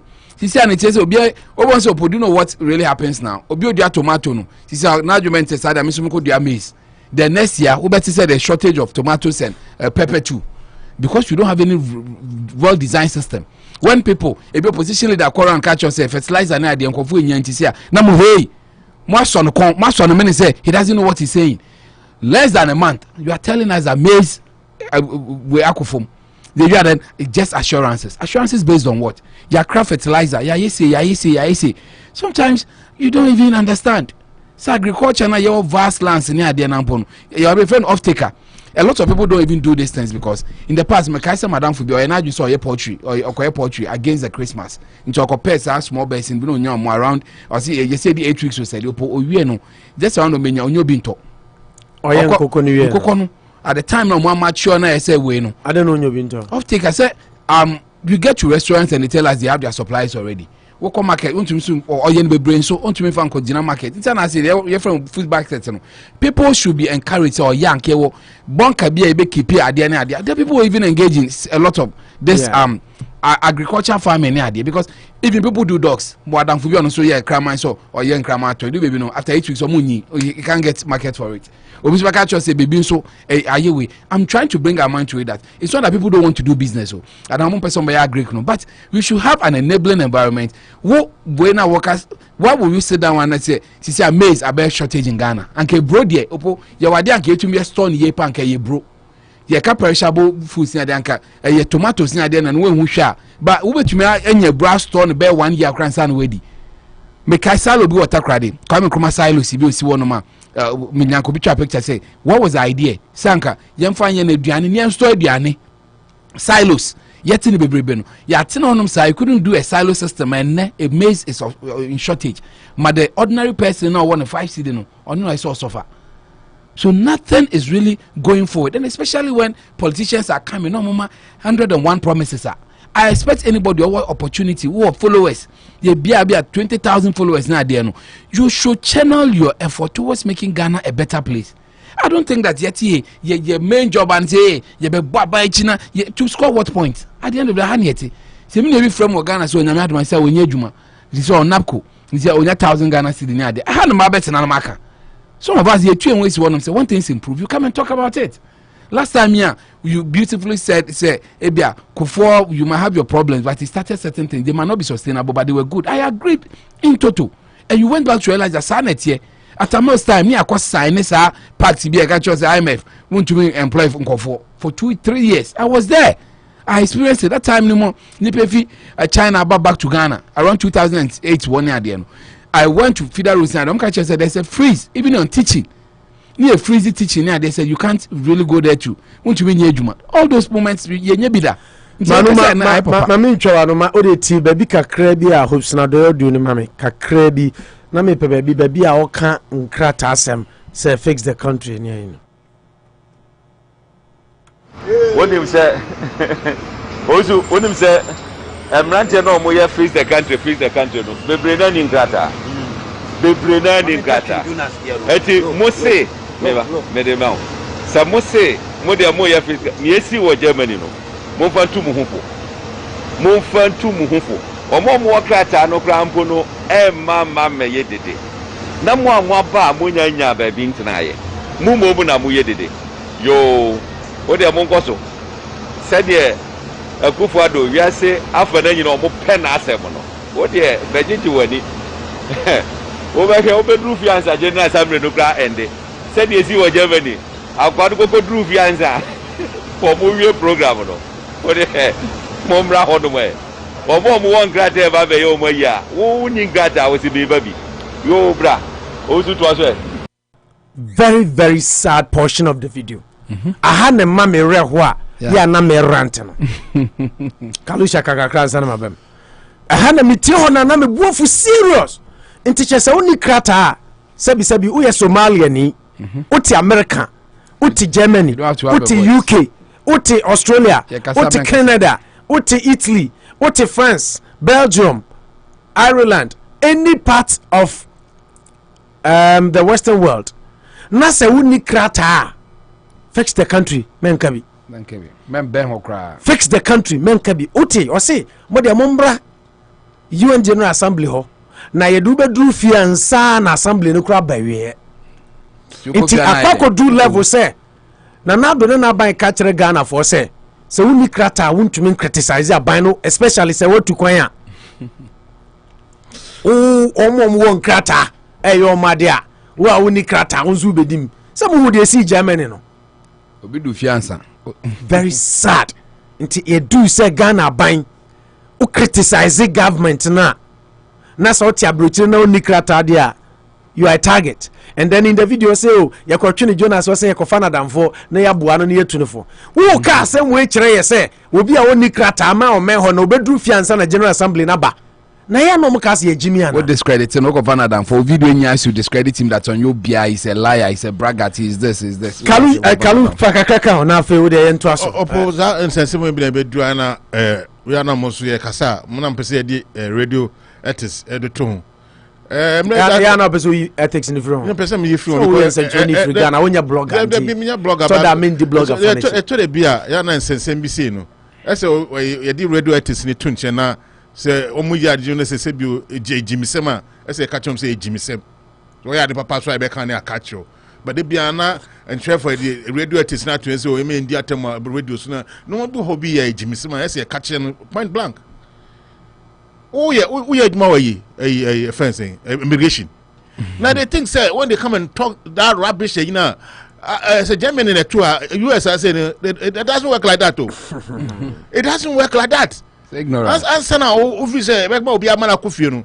Now more, you know, more maybe might be say is the person. Kalisha, omuni so bia be man vise bia potential bon kobium. So they scrutinize you. Are you a threat to you know US? And to say mama akofi nti na do abana obi say autocracy and e dey bebu abaman ne dia e man nkosa. No po say the lies and the cacophony and all kind of you know pedal against each other to come to power no. They said the woman be say be come asem there, and then next elections, you know, what they go to do? He said, imagine say, and this for baby power in 2024. Now they say Muslim and come asem. Are you going to peddle lies? For you to come to power? That is what I'm thinking about. Say if you are not right now, you don't want to allow anybody to talk, say, or a Ghanaian to be handman and can. Especially unikrata dia na wa kwentum dia that is rubbish. That is rubbish. And they say nobody mama kwama me you radio artist rubbish ne dia mama kwan esa ne dia asha be kunu but they say them utie na ono they but don't to download and I make say don't to blow I mean please allow me to and kwa de me fa radio artist kakra twinche na masha me fire kakra opo na me say I can say baby abahu say kind of form you know atwa hia almost no na ne yonko ere enwachire no na say wo aba bedi oba eyachi ye mo allowance we dey aban na nko no kra say obo ne nkrofo e wa kwantum hu ban no aban ne nkrofo bi oba me no be ko aban ne nkrofo bi na yesi ye ko UN General Assembly wa also unikrata na ba be fix the country no bra ye do be kofi ansa na assembly na ba ye no be ko krom obo adwuma da na be kra edi Kevin Taylor asem kwa na say ko pana cho no sir Kevin Taylor so ye bi sa because no kwa na no etini be bi na ono ni aban mu no Yeah. Ono no kwa kase be Okay, I understand the angle you are coming from. I understand your point. Say ono individual kwa no akasa asem kwa me atwa bona. Na ban nipa. Ono e ban de say ekonu na Ghana no ayi na kami krom kra ka e de be na e be de kra se bi kami krom order. Na mo obi krom na de me kofia. Nka me nkwa tena ma me ho ntome. And onu fi say o de no kono punishment ana say. Punishment. Now, say do be coffee. So when you get this sort of people to be in government, and then it is we are having a bunch of myopic and kofa. I mean, they don't have anything for the country. Well, that's why I make out my see. Yeah. Hosting a point. I can MPP for buying a mum party. When they many woman MPP no, I buy no because. When and what they are me criticize Obi.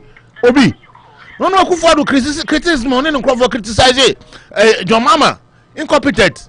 Na incompetent Don Mama. Na Don Mama is an FS the tepe akọ FS parliament. Yes, tepe akọ parliament kokoye na budget of the nation. Budget you know my year. I don't know. What was the word I be share man? And then criticism. Nanado crack at Mills is fix the country. Fix the country. Nanado. He should be my president Mills.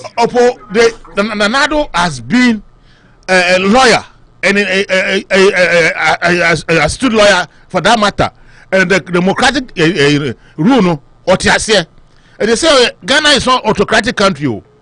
And I want you to also bear in mind, say, even among themselves, no crano, acquire brown for chairman, Abronya, what you come in trouble. Yeah. Ammonia, a first saying, Canada, Japan, or come in trouble. Academia. So, we knew the same political device and a political arena. Now, a summer banner, a gun, any. Now, if I say, I mean, I want to Bakusa and Hamilton say, Sabi Banobi can be a. They always put it as a opposition leader. You are confused me neutral. They don't belong to the political party. MPP say Obo MPP chair. No. This is what they think. And Obi Kra Kebi Chem. Omo ya say, "Hey, Jaman DC for Mamuska." Sa no muka. Omo ya say, "Hey, Jaman DC for Mamuska." That's what NDC. And I'm saying, "Na just say no. So you can be an Naze. You can be a no. What they should be is you don't have to necessarily be an NPP. Over to me, I necessarily be an NDC. Over to me, you be a woman people near this cattle. No. What their mindset is say. I don't even believe in neutral. Neutral means that you have to have an independent mind. It should be an there's good in NDC, there's good in MPP, there's bad in NDC, there's bad in MPP. It's to the best of you. Neutral say no, neutral people are making say obu only political. No, manager the whole can. For a say there is good in MPP. No, but no, yeah, let me understand. There's good in MPP when you talk good about MPP to an MPP people. There is nothing bad in MPP when you talk bad about MPP, when you criticize MPP. What question this is and that's all NDC. It's the reverse. NDC who fire owns say issue now mo blast now Paul Abeye communicator for MPP that is how the parties think. Neutral point now Canadian can say independent. The media should be independent. Independent means that it should be meaning of independent not neutral. Because neutral means you say it as it is. Sometimes I say Chroma say no. I'm not for be a Democrat, but show but when it comes to time of power now, election time now, or Republican you, but if we say and some Democrat we can or better man, but on you many. I agree. Say conform more this if I say keep for the attack ready for you. Your money so me you. Any a craft for you. Your money so me this for you. By election time they'll show you be one person more time. It's that neutrality. They are all Ghanaians. But when it comes to anyway, just like you said, maybe for Ghana they call it neutrality, but I don't think the truth either you're male or female. Not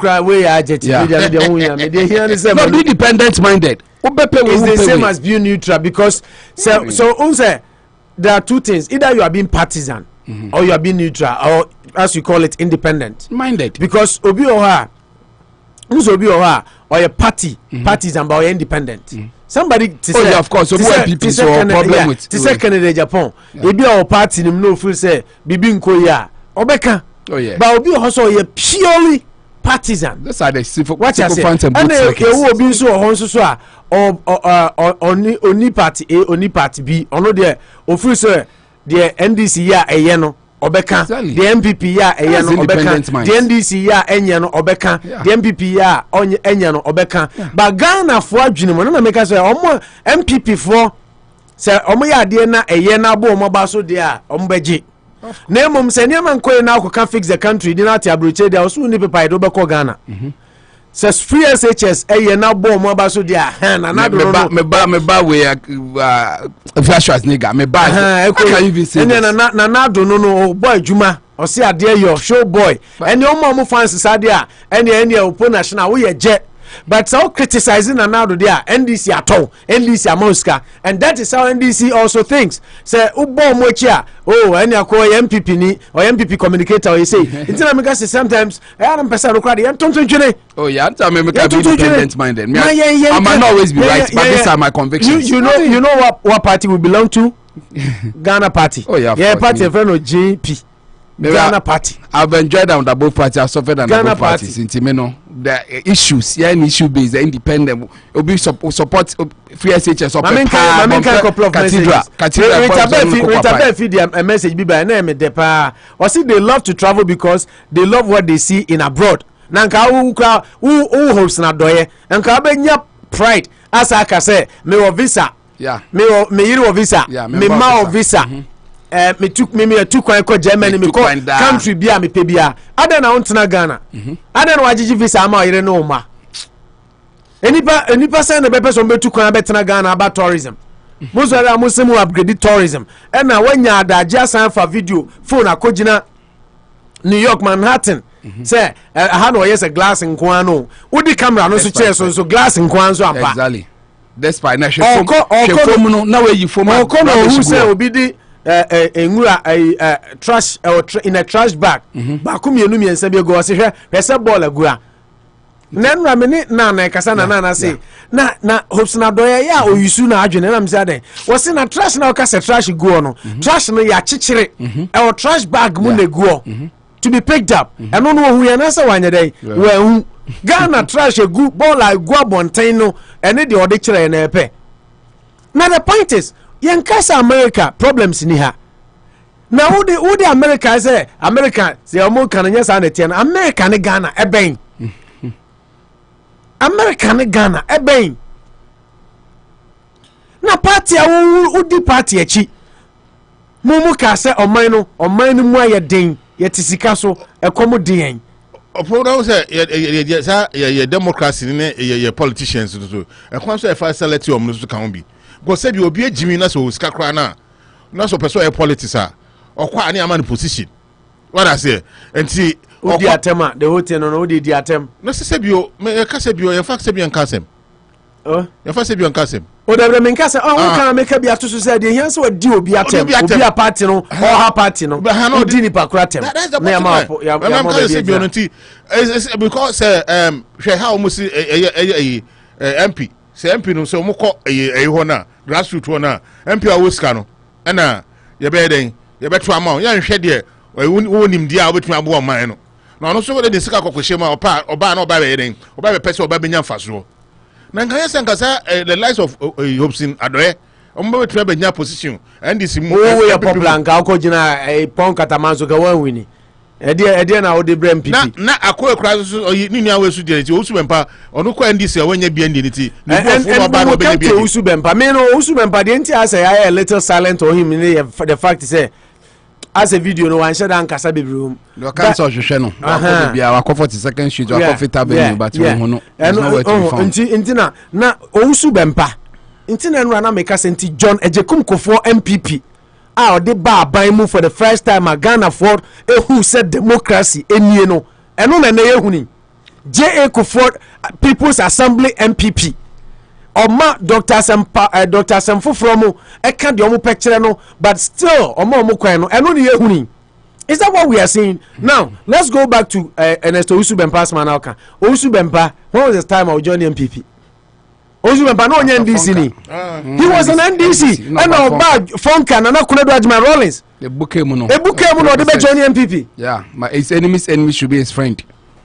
When this has any media could join it. It will maybe nyon na yet Kuledo Ajman Rollins spokesperson. Oh no, Kasama Kuledo Ajman Rollins. I saw him semi place because who know that time in the politics. Oh, you are somebody. I'm telling you. Now, what me jina ho pa party a wo aban mu. Now to me jina ho say nkrofo e wa kwantom na obi a obeye eyi wo de ne beba fie. Motivation by threat. You time you call tech. You call tech. First year is one pass here. We go fie. Ni eduma share.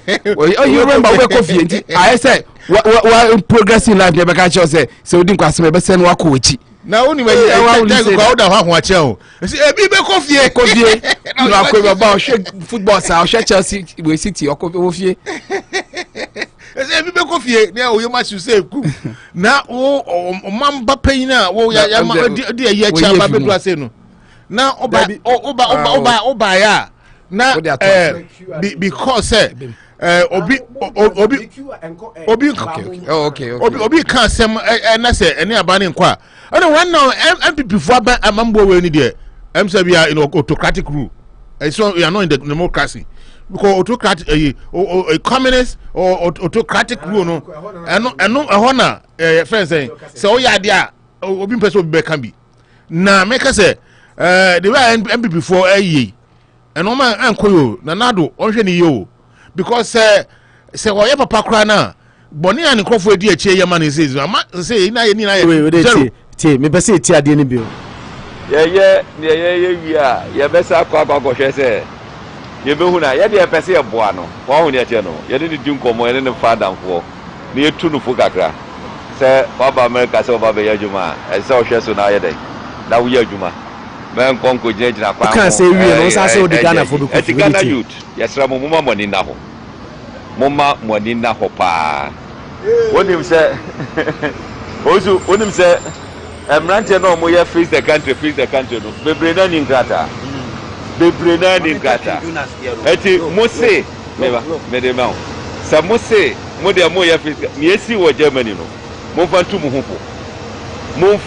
hufo omo mo krata no krampo no mama me ye dede na mo anwa ba mo nya ba bi ntena ye mo na mo ye dede yo o de mo nkoso se de akufo ado wiase afa na nyina omo pe na asem no o de bejiji wani o be he o be dru fianza general assembly no kra ende se de esi wo Germany akwado koko dru fianza for mo wie program no o de mo mra hono mo omo mo won grade ba be yo mo ya wo ni grade wo si be baby yo bra o su to aso very very sad when I listen to this portion and I'm a raho obo muslim mendi atem na me asem ntumi kasa atimanu cho mendi na atem you see two wrongs doesn't make it right manuma men kind messages in kakra let me get the viewers involved na fe minya mamo mami aba say thank God it's Friday okay, I know the Macasinian man. Rita Bev, hello everyone. Rita Ejo. So Rachel Rachel Minasari, Ohima Haiti sister. I say good morning, Upo National and your team. Yeah, that's ma Rachel. Mami Aba say those who will follow these people and go and die are there after all these things. It's true. Illiteracy, they say, is a disease. The wife recently in the US to spend summer. Oh yeah, yes, Maryland. On the buy no Kojani, I say. Yeah, I will be following pa. It's in the US to spend summer. Such nonsense without any work done for taxpayers. Give to your side the gospel artist, the wife. Yeah, Michael Damte say I'm watching you guys live and clear. Michael, yeah, that's it. Rita Bev, he say Ghanaian leaders travel too much at the expense of Ghana's money, and they don't respect the Ghanaian citizens. Nipa na also only kratano GDP na mo sorry amokano. Ya share foreign remittances. Ghana sika abrochire for the ba enye no am GDP no nka wan enso omo a wodi omo atem so omo ni krata omo fix the country a wodi omo be kofie no. Those are the people that bring money for more to get money to govern the country. Omo na de car se ba krom ha ya hwe omo shipo ne omo ba fie bebrebe e dis kan ade ba fie bebrebe until Rita you couldn't have put it better. Rita say good day Max Billion and about for Canada or say good day seniors. It's sad when it comes to communication with some people. NPP could have taken advantage of fix the country to gain more vote, but unfortunately they weren't smart enough. I think weren't smart enough.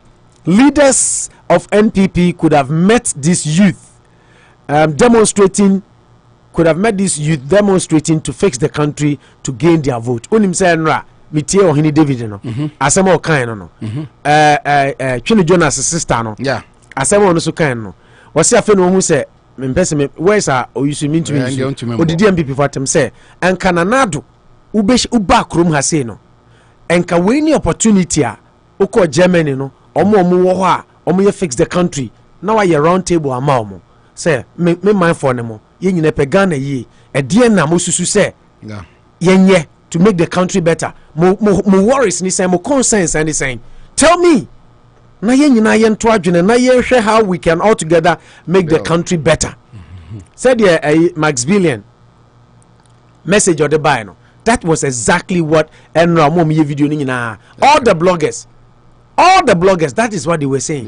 Senka wo ye omampani a utie asem no tie futu now accept criticism and ka tu kwan bae no omo ye dede ebo wachi omo di watem ye then whatever, because as a leader you have to have a thick skin. Joe by the amount for dinner tem de bia na nka wagada omo nyina say look I want to meet all of you bloggers I'm from freedom fighters. Freedom fighters. Yeah, I want to meet all of you. Mo conscience ni saying mo dia me ye ni e bia ye nka ma mu hui, but this is what I have done. But there's still room for improvement. Idea na mo pesa yenye collectively mo fa ideas mrane nyina yenka mom na yenye omani. This is what a leader should do. Yeah, in the midst of negativity. I'm fa krabi ka. Opo na osan kan sem bi say Ghana for mrante no mo mani nda ho. Na obi osin wo mo ani nda ho no. Na Nigeria e visa. Say no make no ma e visa. Visa mo na so tumi ba 5 years. No no ka che say mo ani nda ho na no eyi ba me ba na metie mo. Say we fa play na ono abebetra o dina. We fa vira abebetra. E say we obi we pa say e tufu a. Na wo betie na at your own expense na akọ na chi say o MPP ni na wa nhwe wo bra mu na nhwe wabusuafo bra mu na o MPP ni e ba ya no because of the political affiliation si eyi me say nya ne bi kwa ne nua de ne nua mi kwa ba be sha bruchi enti o mu hwe o mu ye enti sase mo ka ma wo no o ka che o say e se bi ono a wo di na chi no o sisi na na mo ye so say de sisi wa na mo ye anya sa eno man koyi opo wa kan so much on pa by in opposite way. Yeah, in the opposite way to omo ye pa omo ye kakra me kan no to be for no aka chen say me maji 5 years visa me yiro visa me manyina o visa mo Canada me Germany me tu kwan ko ba bia me pe bia na me pesa me ma betena America pesa mo ko tena Australia na Ghana na yesi na don't fix Ghana na obuofu no ade na onka so be ma o ma na tena Ghana. Yeah. Why then now did Australia na your destination? Say Ghana na among force na don't fix ya wofu na. Uko hwe Twini Jonas obi oni krata obeba fix the country the more than be kofie no. Na che say Ghana ye. Nti ade na ma oyiri give to your say no money nyina. Onka say ye de Ghana ye nti ye tena Ghana. Yam ko be bia. Now after also me yiri no me ma de Australia na ma o makota. You see? Sometimes when you marry the staff, no say nti na ya me tie. Nti sometimes o mo kasa ya mo dwene ho. No, seriously, say breaking it down. Now your analysis we now catch Ghana mabunu say Ghana mabunu mo money na ho. Ghana mabunu mo money na ho. Ghana mabunu mo money na ho. Now kasa some way say oh media me yiri o visa me ba o visa me musu o visa maji visa 5 years de to so me ensani third one yes third one no be ye car park na odi da ho a na sa ka che wonu da ho mo because no odi na masisi ye na be bia ho eye no kaga na ho ya nka onye visa man yire no e ma afa de o se Australia no okrobia ya ha enya nipa de ye okrobia ya yes akro Australia so na loss ye adwuma no ntimi question akro no Australia prime minister so yoba me wa Venezuela de na yoba omo nyina na omo de no matutue but my question is say na e makro no mu ye de oba akro ma say nka opa oye bema onyi na yi bema nko hotel no onjo so ngo nko nwa de e ba beto no oye bema officer yi akro ma mra ye adwuma o enti oba hu say everything is in order and just say ni krom wona say Ghana be autocratic rule na enya democracy bi ma omo kan che na fe de na e hu say yentimi nkasa na say ya say China say Russia o na ye communist country Putin first say link chomo and ene hu say nkasa bi because the way see kwani there na me I'm just imagine say 2024 na this for meje abandwa no na yen hwe kwa campaign message of the baba and I'm just waiting. Let me criticize you there. In NPP should they ever go to opposition? Let me criticize you bibio. Na na do nsema okeka ye tisika so ekom de ye omanyo hia man ni ade no corruption mahama ye incompetent mahama corrupt any ade no ombetumi abeka bio a kire Ghana for. Ai, very true. Hey, na de you ko criticize abaya yes woni krata. Se say da abroche for na modi mani asie so. Mo ntumi anya Ghana ato abroche for a descending on Ghana for a say be be bibi ama mo GDP. Mo nko bi sakano for riata. Na remittances if you abroche ba say ni wa GDP Ghana mo GDP a. Na onu obi susu me nim nipa kro no so odi na chi de ko ne ko na so say I don't know. I will say Kruma say them say ebia nipa ne dem I don't think say omo nipa no bebre omo nya mo buy na omo de yi lottery buy ebi su ebe jan krata wa what am I saying ebi pass it through the process na wo be fa process mu na say bio unim nyansa nka obi ba ye say you are so political yi na ye dey ato say o MPP nya ye nka and this for nya nka e say there are offense onipa o text message offense me nipa Mami Abana. Madam Manichu. All the Mami Abakanya or say communicators. Paul Disoso. Now I say end this for ya ne ekoka. No mu bo for people for say ya no bo funu. The country no political party no ebe beto oman no. Ya dey ya ni say wo na wo di nkontompo say wo betu ya adwuma no. Wa ba na ntumi nya ye beka. What I say? Na dey abemetu adwuma na ye ni say ye ka no na offer ade no aba na wo take say you me ade ba ku say so mu ni say so be fa ban mo what you could know say it's not all the popular that will like you obi other opposition no obo ono be ko and obi okra no oni party ono so no be ko because you say akra kuma yan dey anya ne fe you have to make sure say sankrofo no na wo ho and say your man papa and also your president papa you have to have the listing years. What I say? Conte, I Guinea. Or say 3 times. Because for say be yes and abamun. It's high time say Ghanaian politicians no they should think say they are between mawa you should not expect say you pay na never pass him. And you have to always your president that you have to have a listing years. And now I'm say they on a political suicide mission. So Ghana for now they take us for granted because they were level of moko say or a comedy or my human money are doing now. What can what for did him? They say no be no problem. Then you threaten identity. With power, can you go back to go and do campaign? No, be your message. That's why on Sinadoye together with Usubempa, sometimes my heart bleeds for them. Maybe they don't understand what the import of what they are doing.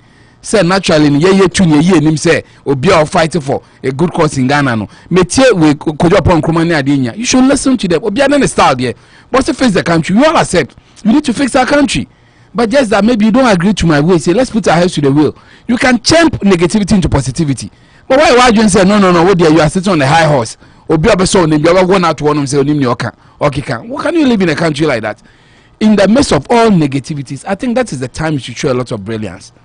Like just like you said, that's the point upon me by way Bemon. face the country for you. When a chance of a okay, I'm say it's been replayed. Now make us say Daddy Fred interview now can. Yeah, I see. Say I'm so being a replay because I see it live now on. Yeah, but shot 2 hours ago. Yeah, we treat to 14. That's what I've seen. That came in. What reply lady no? Lady no when your time a man as a pass. I say fire for fire. I don't care.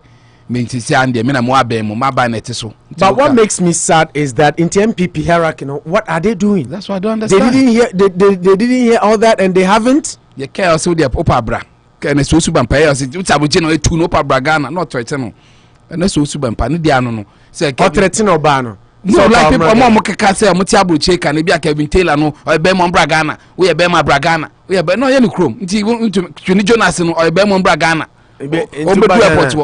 Segana dem ranye juma abane dia ti wadi ompeno mayo so yetu akwose garuma bo abubu nkasem obi a misahwe obi antime nya hwe because sebi unkra to me but Jonas na binya ko be share this for na teacher asem by say the nanado abai mama say MPP for kwaya teacher asem editor for kwaya NDC because no man see kwano de anyo opo anyo say we mount twin kasa o mamba mo a me mede metumi ama say hweme o man so mame na ma me kasa buaka me yam de opo enkoye kra o enkoye manu.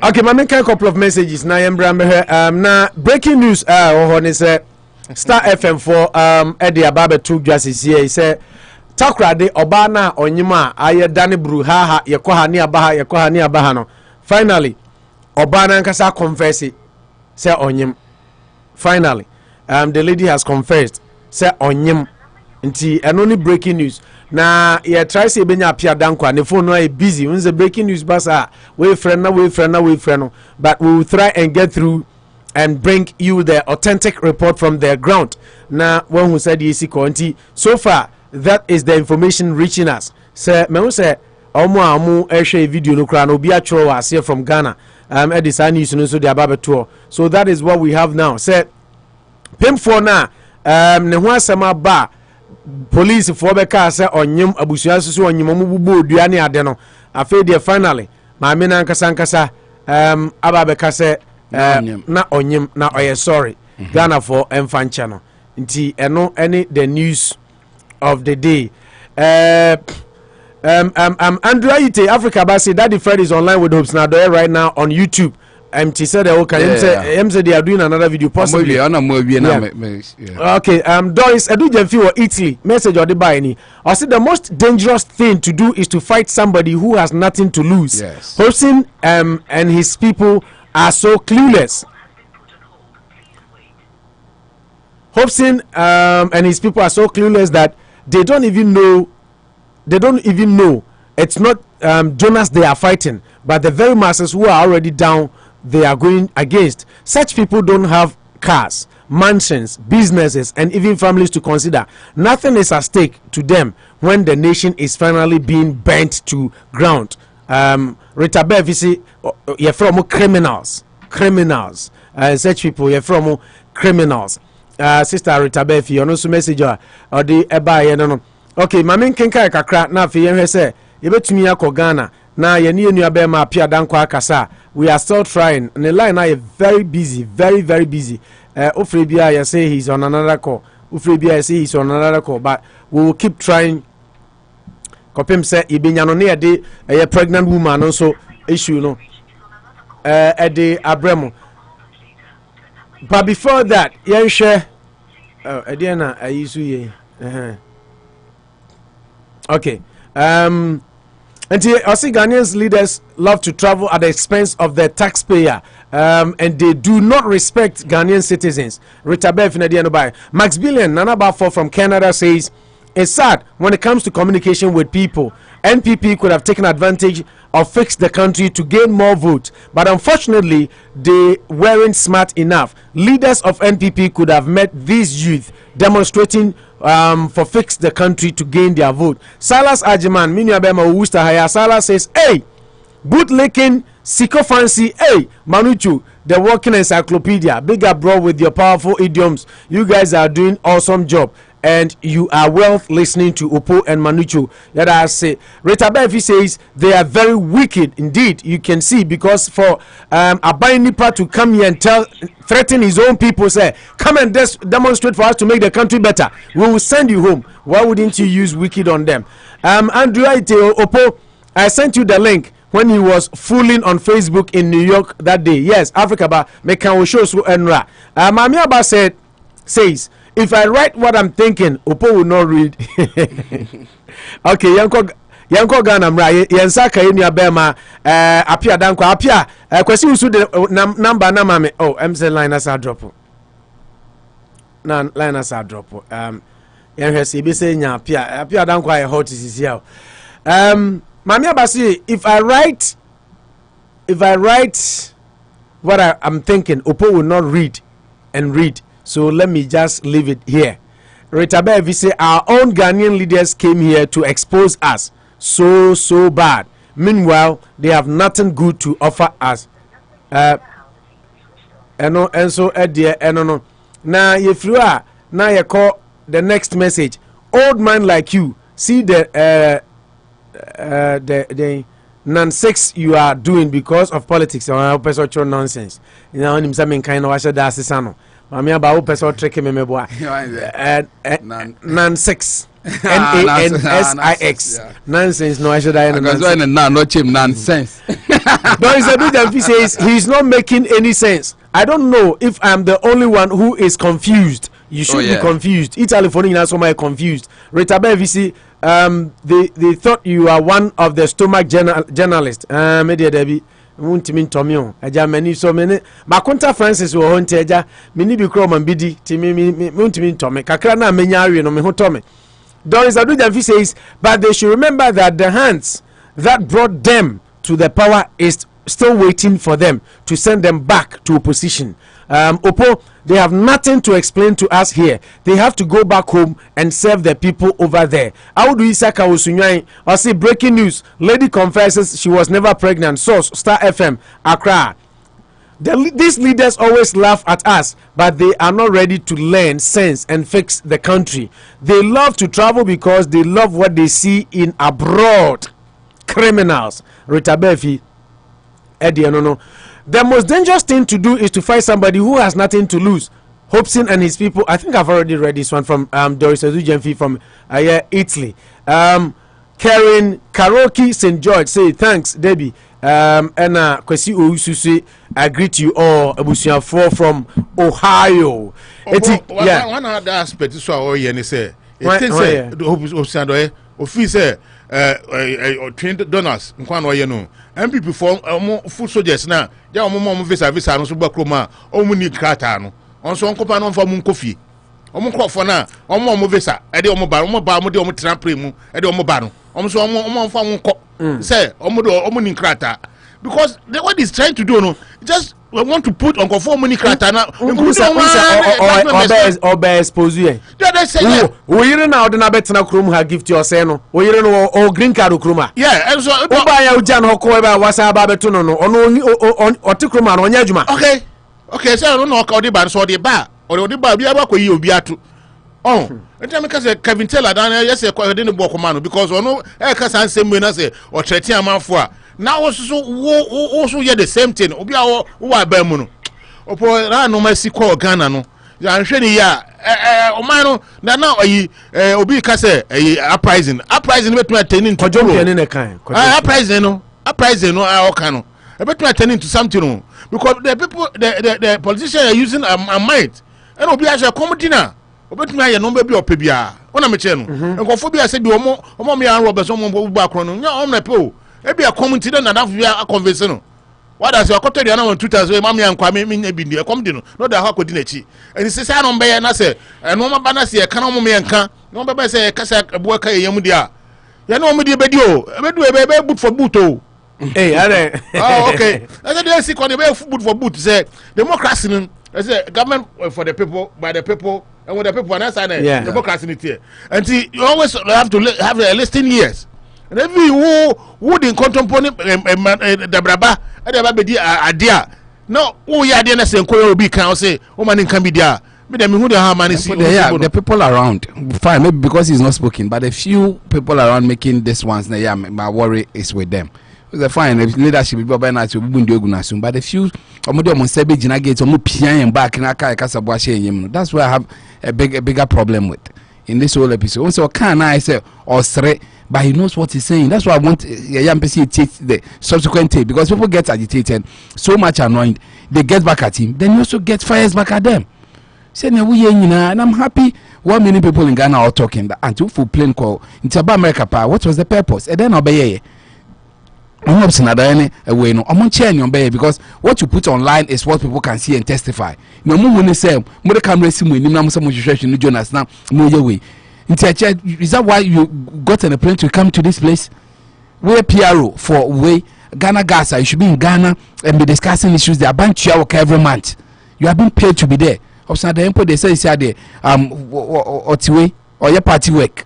I don't want to say jobless because I can't say that for me. So a PRO, Ghana gas PRO. Make only NS, but it's another NS na make. Yeah, let me just say way he's left his job to come and stay here, but he's been paid near the end now. Sometimes, so what did you really come here to do? Now it'll be interesting to know. Now, Hobson Adoyan so there or your party work, that's of operations for MPP. It's maybe last time party nature and come or to me, yes, but why fight a system because people want betterment of lives in Ghana? You can have a problem. You can sometimes say that, oh, in the insults in there. But even I say, I learned something from my former boss that when people throw debt at you, that is when you have to rise above it. A story is being said that we go to see well, man. Once you are more katana so, but much here you are going to so. I know one people no etiaso, no etiaso. I know BP. It's when people are saying these things, you have to show a lot of maturity. Yeah, but matured ways to fight people back say your power, upper bra. Na say no can you no credit youth mo mo ninda ho. Nti nipa ti Ghana no nya adwuma ye na e come dey no man ninda ho. Is that what you are saying? When crime rate is going up, sakawani ade nyina kokosro. Because people too, as much as you enforce no, devil finds work for either hands. You expect them to happen. Nipa kro no nya adwuma yan kwa dia. Oko Delta region more oil. Delta states in there they have oil and these are kidnapping there. Hono na ekoso. When we sit back, DBM say, why will we sit down for this to happen to us? Yes, you say your boss says in oil. How is it benefiting Ghanaians? DBM no Bobeka just say boss sites in it manganese and young negotiation papa into gold young one into oil no so young cost school able to sign very good way contract with them. You know oil, so your bread. It's no oil and that's like a crown collapse. Yeah. I mean number 2 no more months see and when your opportunity you are closer to corridors of power when your chance to come here go around and be preaching the message you say no you want to be 10 miles 2 miles away from the president. It tells you their mindset. You could have still been doing your job what you came here to do, but when you put time I tell them say me share you Jonas mesa question why denigrating we have you but you go find down for na I mean no I know the kind of keke governor down for say obi say me tell say your friend saying, Children are there, or you know, or the dimpen for them, and the attempt no dinny there. Yeah, there be I am fossil, your cousin or cancer or substantial vision or dimpen for the I am fossil. But there, hopes are doing so by Ben say, or no offer play if you Ghana. They are sending a message in Bruno or Kruman or Krumaya. And I say, children are saying, before or did you my terminal? Yeah, I show us audio no dear boy no TA. Baby, I hope not do I say. Fix the country, no. Omo muni krata akra na ye na wo de oni krata be die che. So the video he didn't only do it for Chini Jonas. That's the summary point. I can say Chini Jonas say say can asem say o di atam odi amanfo atem no ye fo so na de bia ye condemn say ye fo asem ne so.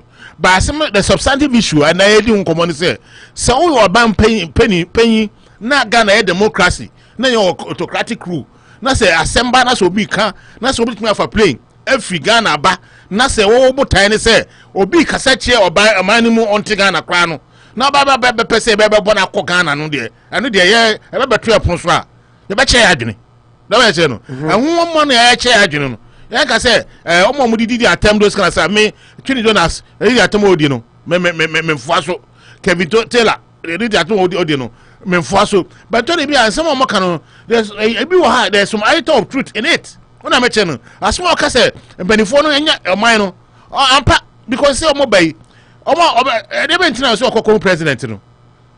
So about a candidate get man pay them, and I'm a boy.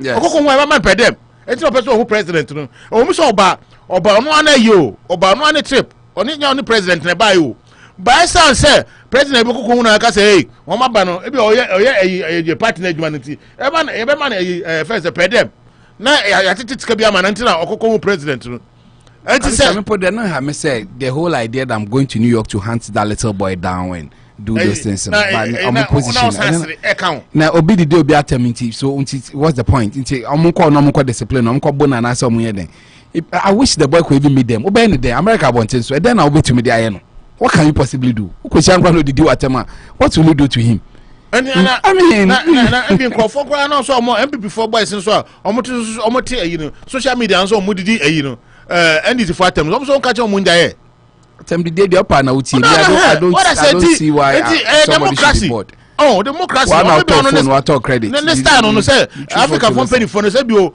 and no mama ye na enye and already did attempt. But then someone can say we a friend baby true. And we have to look at the substantive issue. Ya na dey attempt o kan no. Na bi ko odi attempt kwa na asem o kan no. And penny phone adwuma no mo ye. Sabo ya mo be ka che say Trini Jonas asma o kan no. Say ni aye. First na make be ba akoto a crata so na be ka asem de ja na manfo hu. They say manfo to call the source. Manfo to call the source. E ko say portos bi wo wa amrada ho a o metu betwa. Element na kaka wuye. Nya source ni tia. I mean at times no that Ghana na ye men did penifo at say bio ye nya okodro e dey abrofu nya okodro an ka bia manyema na ye na first penifo ya de o papa ya de crown twinka na papa fonde emuhu sa na aka akra wo fie no ne papa ti fie na say bi o that di manya ni sa o so wo nu asa chemi so bia papa ni tie akra na sem kra na nka no makoyi ana ya tenten sa me abedum pempe so a o ma na ye yinti panyi bi ya de ko kakra na usuro by some time say your computer age technological advancement maba ndi obi asem ehia na munya na man kan na abofo no say omo kwara na ntumi express om say visa nka betumi aye man ama man be efa ye betentan obi si glass nkwan. What are they telling us? Unity Radio 103.9 Opabusio Sunawe manu now say Daddy Fred ne your friend say Osunado interview you see me more from say 40 minutes ago. Exactly, but I mean I don't know some way if you about but no I have it manya. But now many hours ago. How many years ago? Don't send link me. No, I didn't even go to the page. I used the link you sent me. Yeah, no, now send me. But some person shots here. And so say time or yeah. No, the link you sent me. Exactly. Na too. I up in na maybe issue. Say if it's the link, the current link you sent me there, then that's it. If I see it and also kakra. Na fi your first afi ensabeka appear your friend is saying down kwa appear down kwa but the news and say maame na nkasa confess sisi say onyem nti duabona nra na kalusha suru no ye be kwa kwesi omobubu send you born from 90 minutes please. I was never pregnant. Takrade woman allegedly confesses. Now, Joseph Penny Mensah, who was said to be 9 months pregnant when missing on September 16, 2021. She was found on September 21 with no sign of pregnancy or a baby. Laboratory test and analysis done so far proved she wasn't pregnant. Now, Josephine Penny Mensah has reportedly confessed about circumstances leading to her disappearance and reappearance, as well as her supposed 9-month-old pregnancy. According to Star News report, the woman opened up to a team of medical officers and investigators who are attending to her at the Ifian Kwanta Government Hospital in the Western region. The report attributed to a top police source indicated that Josephine confessed to not being pregnant amid uncontrollable tears while begging her husband Michael Simons for forgiveness. The husband, who is said to have been ignorant about Josephine's fake pregnancy, has since been in shock. Josephine Penny Mensah, now a police suspect, is said to have denied her husband sex over the past 3 to 4 months, with claims that it could cause her to lose her supposed pregnancy. My goodness.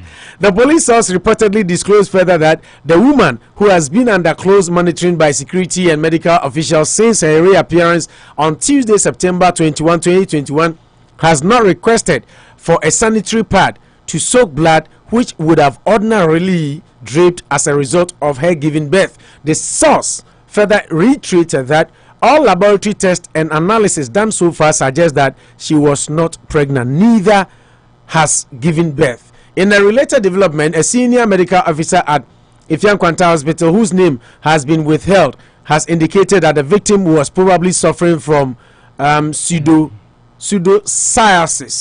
Pseudocyesis is defined by DSM-5 as a false belief of being pregnant that is associated with objective signs and reported symptoms of pregnancy, which may include abdominal enlargement, reduced menstrual flow, amenorrhea, subjective sensation of fetal movement, nausea, breast engorgement. We are saying mama exactly, because Nema say any area specialty, yes. Breast engorgement and secretions and labor. Meanwhile, management of Ifeanyi Kwanta Regional Hospital say they are yet to release the medical records of Josephine to the police. Medical director of the health facility, Dr. Joseph Tambil, told Empire News that the facility is likely to release the medical report to the alleged victim, now suspect, to the police on Monday. Manujo. Yes. I think for me it settles it. Also, we say I'm a bit disappointed in the husband because I want to damn pass. But Obana one man as before I can say yeah sure acting movies be brave.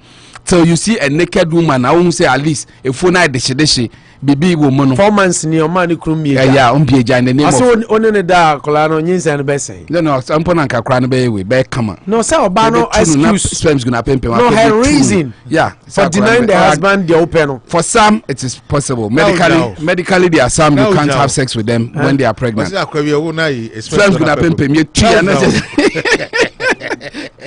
oh, Makunta Francis who be that. Yes, exactly. I just sperm's gonna pump. Sperm's gonna pay. Just say shogu mana. Francis say onuzo who be that. Exactly. I don't na kwala no nyina ifita. Oba party okunu Francis. Makunta. Oh, better disclose identity. Who be that?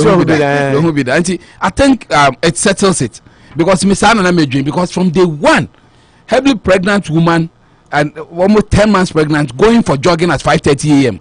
I don't know there was a lie. I don't know people even said the husband was the issue.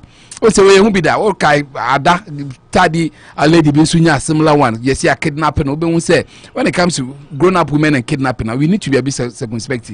I think that is where it becomes a bit way. I feel that you see, still no, I think that for me, the regional minister should have exercised a bit of discretion. You don't unya intelligent reports in Anna Kesben FM Afro Kumasi, then you start throwing out there. Opo there's even a pattern, 8 Charles B or say away justice. Omutia ransom of 3,000 when they had to pay with omubisa 1,000 cedis, they pay 3,000. And to who? Why will you decide to even pay the ransom? So why they want the alleged kidnappers? You see, virtually because who will go and kidnap a pregnant woman and say, "Mami, 1,000 Ghana, that's the ransom." I think the woman plotted a way to escape the fact that she was not pregnant. Now backfire. It didn't end up well for her. That's why she's crying for way because what she said with for 9 months. Reporter Abbas say I think they are innocent. The way I see this one, they are innocent because that's why they were crying, raining brimstones and tender. Said there's no way on any year. But I'm say nada no ba no sanka mad there omo ni omo mame mu din komo pa o omo ben omo mame mu ni omo mame mu share for because for her mother to be cursing, invoking spirits because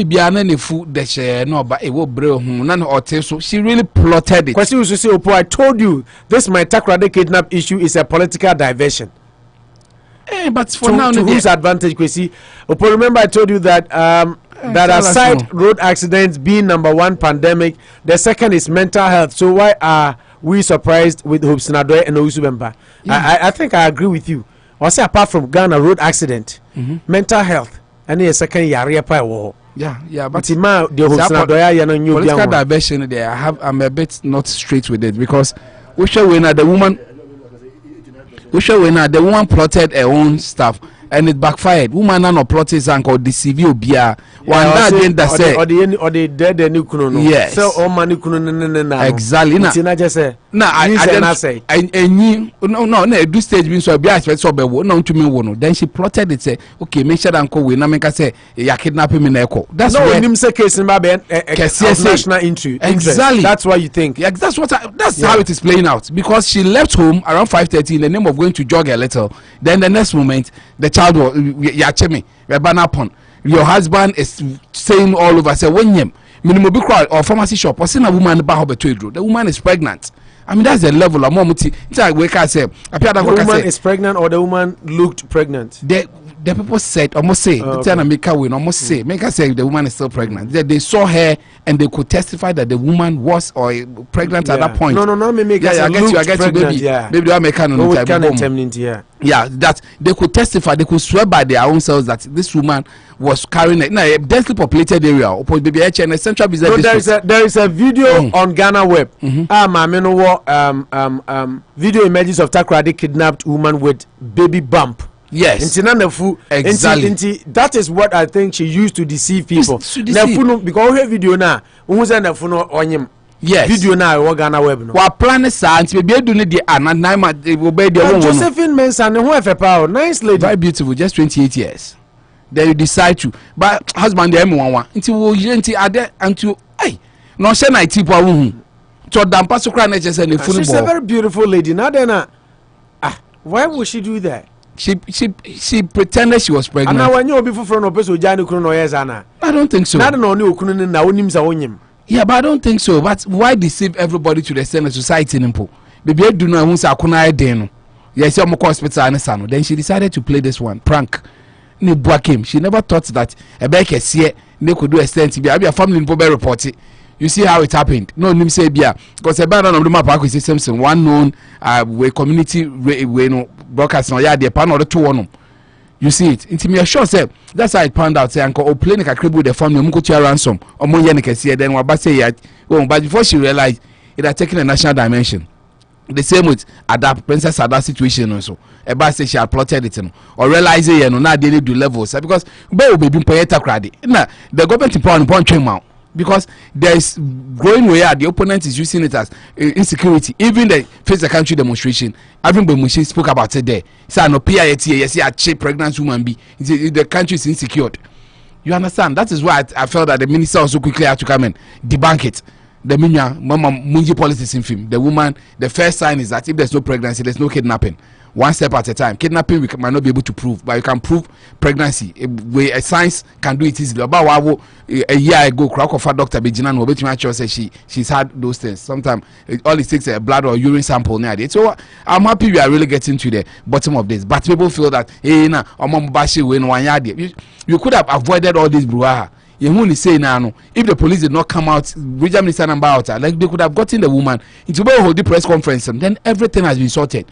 That hula baloo and noise in Ghana could have been averted if the regional minister had not come out strongly with that one, throwing it out there. And for me, in here, it really made us go through a marathon of what ifs and conspiracy theories and here. But at the end of the day, I think coming to the end of it makes it beautiful.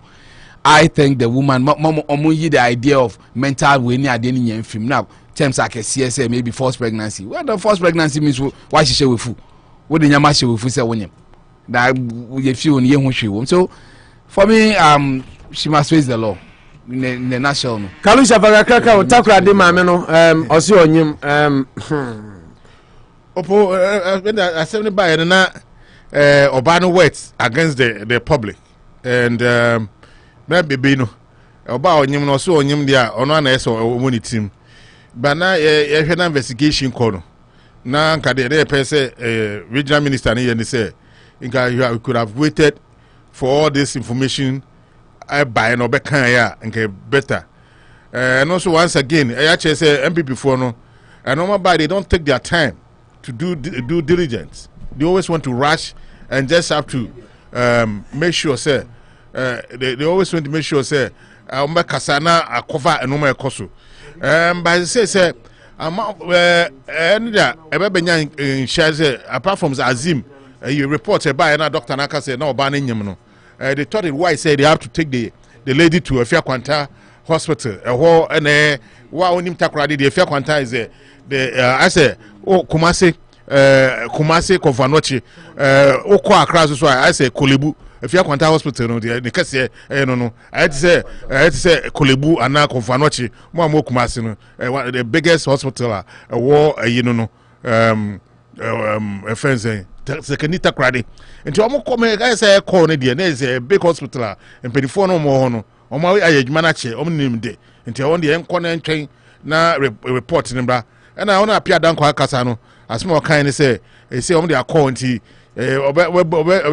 obe ne ni ase akọ say report ne beba na em de say report na ba na amaka say oba na nyim afia Kwanta hospital ka mo ba no so abetu nenum to say no nyim na nka na eme dese nka na ayi sakan apia dan kwa na biom no nka san esi studio amaya because na ni di nkomo na nka nhwemo wasan ye no na bebe na on say wo Africa na say superstition undi ndi bebia na bi wo ba kwa ya asem but them says that superstition no depend upon you say wo wado adwene be koso ana onfo adwene koso na aduabo no mema ya bodua ma mehu enya obi da na obi wo so enya nyanda but then mame no na adwene say mame na adwene say ye fence na busuafo kwa bodua na say mame de na busuafo no ashe tight corner because we fake say onyem ma papa no mame abebe kan nsem edo Yesu ado Nyankopon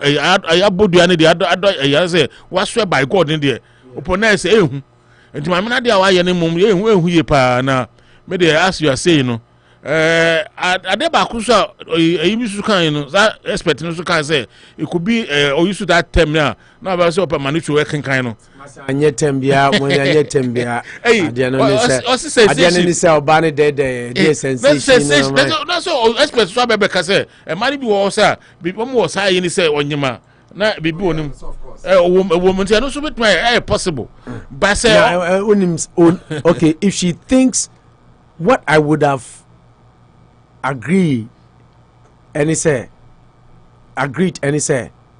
senkasa de ne no kra anka oba no would think of going to labor na we shede adwane akosie baby because such sensations ni adena doctor na kan say wadwen be ya osa onyem by na onyem but I say but we dey we kese but we dey ono a shede adwane akoshe baby I mean say na ye betimi aka no we dey yeah but this one dey say ono akoshe baby to deceive ni kunu no ma afi na che say or pretending to be pregnant. Now I am pretending the baby has been taken away. Exactly. Inti afema wama obi awia kwala. This one there's sanity. So we there's sanity. The doctor ne kan onipa kro no won disappear. Obi musu say man bi sunya miscarriage and so don't fit on career. No, can you share to us but this is a case woman no said that also way trotting or jogging na ya che no na ya we so nyem. So I don't see why you should bring all those stories because why would she go on him false pregnancy now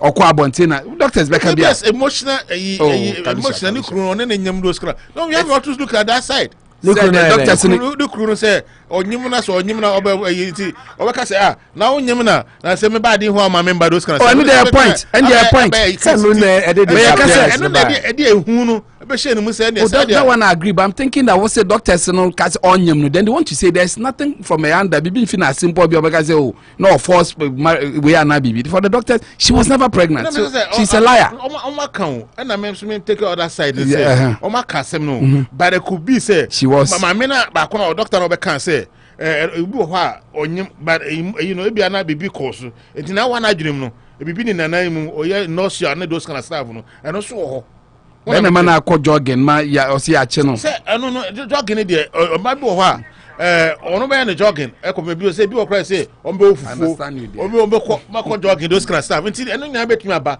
but say sa no mo nyina na nya no cry no wa yes amom dia o de na busuafo na to yimu because obi ko bo odua pa anu say no so ka be badua ne mu no enko ya de keto anti ma me ne de se omo hwehwe sensem na bia na dwen no na bia stable and psychological na bia kamade a say asutwa bia e won bia no police de ma no me affect na fit for her but right now the story say by there story say by there I could see say how normal see corner there my me bia we try the whole country I might say amafo keka sembebre fa no ho say wanya de because say o your ba na say ubetumi afeki pregnancy now was fake you by kidnapping. I don't know say the kidnapping say they be able to clarify say already it was kidnapper. Na say nsa na go phone so kidnapping say no say faker sanko phone nyina no say e ma emra ni omudi because omo nyina no omo the country no they put the cancer in ransom na omo the country na akoto mempenso bia na enkoye because obi no aba be kana na say omamu no yanka se ma mena nyim na ahomache so betumi oba wo kokodufo onyim na wa ye ho so onyim na ahomache watie sikrompa na akoye sai wedi a anoshi ye pa what I'm anticipating is sera no if it is under say so mo hwe no say bibia be koye na itima ne fine na doctors na hu say bibia psychologically it was na ne need ho na oye na anase emotional wise no na was having an issue tina oye sai ni dia only time will tell but anya say dia opo mame na dia oye ni dia for me ni dia how mine of the man akọ ahunhiem kakra but then na obi anim onini kunu so issues omoko so no so be can say what no ma ben pa na kusi a ma ni nya sa adwene say obe deceive ni kunu na we deceive the whole country by virtue say obeka say obenyim na onyim na obi aso antunu fo say o man say o kotwa kontompo say there's repercussion yenyawa amani ni ubedi na onu adi ni pa ye pa na I don't know say na busuafo no minim because Ghana de abai ombo akopa cho say na e pa cho na wa na bibi ha no those kind of stuff remember Bonia say doctor for no hwe na dream say bibia intact there na sa so twin bia woman bia no de man ba say na dream mo koye na dream say bibi ha na kakra bi dia opo na omama asayare na bia no de ache na bia no onim de no ye opo yeah. Anyway, Unity Radio 103.9 that is what is trending now. The news of the day is yes police for achi maame no and now mache ni krono so aka na hardware na na manucho kan interview bi one some about those na do any that Fred now say omeki claims bi send a ban yenti kakra bi your time yenti na ba na ya lament kakra na afia bi calls no and a phone lines no e dey am yeti for yenti kakra omna like me bi ntema manage so no ojane so ne je no ha na sabe enye aban trimupo that is say obi wa broche obedinu bekofie no nipa na tima ba broche no wo ye adwuma at least wonya bibi kakra be kona na odi bi sani na busuafo a eboa lodo a ewa aban so no na eso eye den na oba be dra broche na obi wa broche obedinu bekofie no e de boa wa busuafo na wo ye na wona mo honom na atem na obedie ni ade ade I don't think it's right eboa enti atam so no ewa aban so no na eso expose some of these things na oba be dra broche na esesa wo ye adwuma omo se what the boy wa busuafo asem na wonye enti omo bedu atem no wona mo honom na atem na obedie ni ade ade a ebebi ameka o me se enti atam so no ye tukwa ba broche se ye ba besua nyansa ne nimdie edo betra broche na o behave omo se ti se sabi obi a woda so omo bedu atem na wonim ne wo ye ojaje enti ne ye nya no ye hwe kwan ye be fa so a ye de beboa amagana enti mi akodanim enti Jonas na o behave I am saying this say onko Rockefeller hodom na onko ye live video bi o ye hwa de so enti ne ye nya it's about me ye hwe kwan ye be fa so wadwuma mu peni ana report o say odi obi ka de ye adwuma enti apolisi foni nya wo mbechew I am saying this onko obunya ombeche hodum na onko ko ya besre ye hwa de se so omo a omo ka different no they should get it right and you see ana report problem ba kwa ye wo as Ghanaians aborisi bonya ombeche nipa no wontie asem no ngosi enti ye besre na se wa decide omo a headline. I didn't get it right. And you see, it's a canker problem that we need to Ghanaians solve it. And it's a kasa nipa no ekokosi awie. Netie asemu a woka no tenase wa decide. Answer obe make headline. What make headline? Headlines like a CB been money to a bunty crowd in Ghana web him baby and some of the dead one. And then Obi framing was it? Now, someone say no crew. Only say at terminal would you know, and I'm Bizanza no crew woman is headlines. Oh, is it not true? Say a kaipa, a bima, and I'm saying, wow, local. That's a way I would get. And then framing was it? I find this say, only say I have fallen. I'm a Bizanza no crew woman is it not Ghana for Kaipa, a bima. I'm for condemn. Yeah, something. America's assigna on the planning crew, on the planning we need to see a high CC stores in America buying and the planning lay out. Ghana, and Tisa, America, and then Ghana and the oh, money at once as in a money for planning crew. Now, we be a car no BS. I don't know where then they are America because as I said, they out.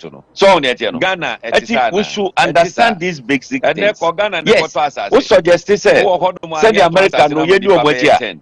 Look, Americans democracy is over 200. Ghana, I'm saying, yet, Muslim na usha mtu hao moye no Ghana penny for no I'm so more yes and yes and all party but attempted that effect over 200 or party say Ghana appointed to Jonas Nebraska where a regional minister for the region mtu hao moye no Ghana appointed Nini Ababu said, ordinary DC and I said MC. Now what you want us would say, I go for the Jubilee House. And what all the powers are showing us change the regional minister for the region. What you want to I don't know the Bible said a good father saying. One thing we are failing to do, and I said MC. Edi Omayi. Now what you want to say? When someone is in a position, Nasa change or fairly and as of from instead of holding that person responsible. One thing we are to do. Innocent person. And they say, how can we develop when someone is America in a position? America more cleaning company. As I said, Abia by 5:30 and now 5 a.m. Now, or more promo in area. They do it on time. A macroom at it. Ghana, what the same responsibility am a company. Or yet, it's a source company no mono. Yeah, ja company na to. Ya trying to come manage scanner to the bottom. They are going so a good for the team. Yan send him. Oh, just say. So let us all come together and make sure say, okay, Sadi way near Pessia. Ya de acquire movie. Wakwa no basa contractor ne yehwan na obi a di na no asi contractor no so ofi say nurse you know obakwa godi contractor no na dey mama things would need to start thinking about. Akufo-Addo is not a contractor. Oka we say na hwan dey adwuma no ma no hey na di papa go betima ko ba bia say wo hwehwe adwuma America obi ye bibi Charlie sometimes the way our people think na Akufo-Addo no gwa na ebu o man no asema wo ka no Akufo-Addo no gwa na ebu o man no oni vice president oni ministers oni DCs oni assemblymen but see me upon me head to say and okay there me I share those sentiments that Ghana we should start holding people responsible rather than always attacking the top. Responsible. But the issue is that you are part of the team same incompetent Mahama. You give light to crowd incompetent Mahama. Who better hold be responsible? Make come back. I want to rise from there. Make to say at the end of the day I'm not more power to punish. My first issue with him is that Ghana issues and we always try to our opposition it was holding the sitting president on and gave him even a tag, whereas Obi Tigritko, Obi were highway, so yeah, the Juma ye. But you still felt that the fact you were quite bad Brandon, you still felt that me attacking Mahama as a person. But he said, "Which I say, President, one man of which man no money yet you hold your But beyond that, so the Pacroni did bonnie we are. Me manucha met me a company my menu. What they do my menu son ye? Najma menu acquire a very bad job. Why due diligence? That is where we hold you the president that you have the power to disappoint. But who president is where you need now the joke here. People will take you on. But at the weekend, the media have always shared those sentiments to that Ghana. The easier way is to go and attack the top. Into a monk of phobia shall see a mood debonny. Or you call the politician responsible. But because the politician who also has the power, it's not punishing. It's not punishing. But the whole idea is that let's protect the head and let the tail look very bad. Say, oh, on their own to me, President on to me, been doing quiet. I don't know show Binsa. No, that show Binsa or Honum and Pakwana a very bad job. No. Why did Atamus go all the way to Port to go and tell them the peace of mind? One of the legendary sound bites and conformable. Because at the end of the day, you put those people in position. No, you are no issue white paper. You are no issue. Or people some go jail for signing bad contracts. The worst you do is that I was misled into one you want to one. Any country where you will go to jail because you did what you did no could have cost the country a lot. I mean that is why sometimes when I listen to him, Sisiano, he's gotten to that position and let me start protecting, and it's not really helping. The problem I have with him, as much as I agree, the president should learn to punish and reward effectively, but not decide that you're crying yeshi. My family who are my bemudia and yajamenu ya bonaka crabat what got to Sputnik V $19 and Tracy Carquats now say what pretend it. You confer your person ye detain confer. Why would that happen? Why would still say be there? Okay. Dr. Osako Tosi Obeko for president. MPP mu Dr. Kwabnado Fonzo drop so on Obeko for president. Until more people are declaring their intentions to contest. Kwabnado for the so on Obeko for NDC and Osako Tosi Obeko ono ko Osako to na free akoto. I was saying Canadian now. I'm so Dr. Free akoto. Say free akoto. And to ono so Obeko ono de Canadian right na do for so de e buy say ono so say Obeko Kalusha firecracker on afia fire calls no opo asemo hope say better na 4 lanes going 4 lanes coming Akufo Addo koya Ghana for ya na mbese di na tem na ne wonim sa de ada na buy na onye video na wan san kire ne mu ko pede o twene Jonas adwumam a obeka say Ghana for be fix the country chi ubechi o makofie na omo he dey see Germany no. Is he trying to backtrack and trying to be politically correct? When we say Sebin Samfun Odi, you know, into affairs or Chiasan ba. All kind of contradictions. There are a lot of contradictions. Because one, or say a Ghana a manti a Munchesu or Baby Chanko to Pacho. Now, also I can't say no crowd Chanko to because you know more a visa. Baba Kruma. A young Trump to Pony be a China out.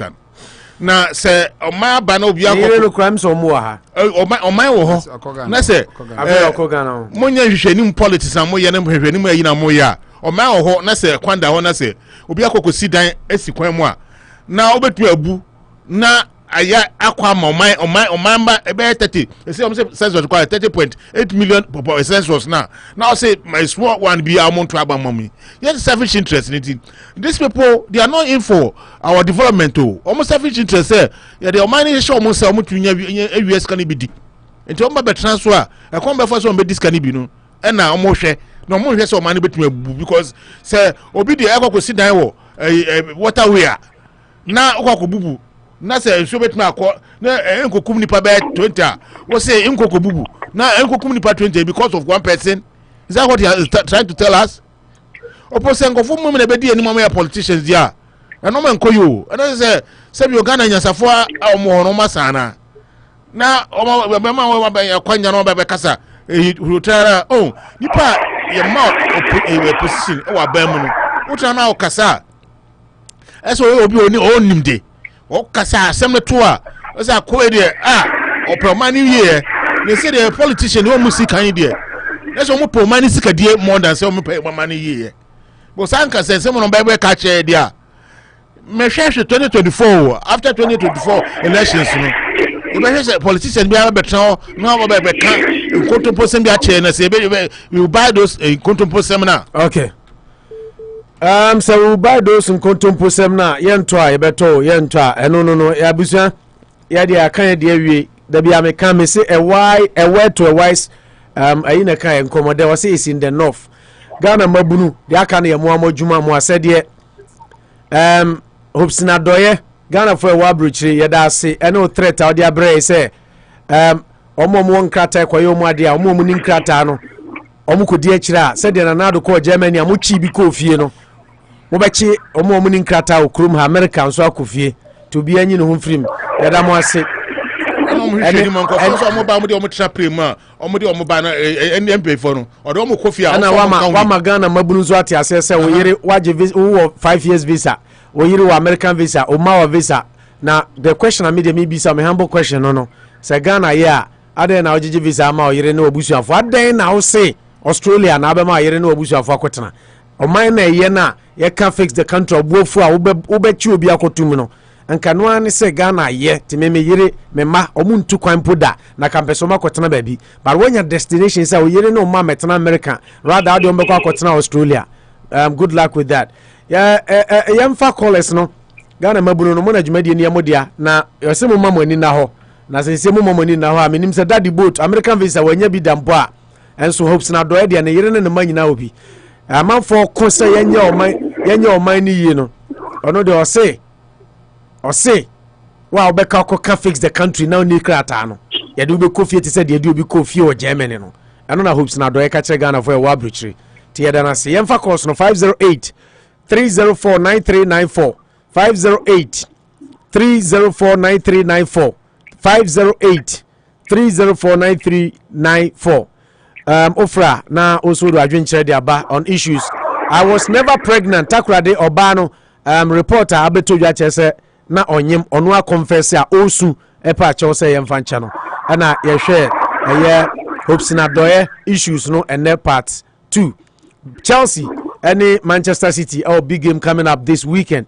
Mema Manucho ni Kalusha time kakra after the course and yefa course ni wi na omo hwe no be 5 minutes bi na Arsenal enso ni Tottenham Manucho Kalusha say this time Arsenal be share Tottenham nti more coming up mamemfa daddy boat nshase daddy boat apom design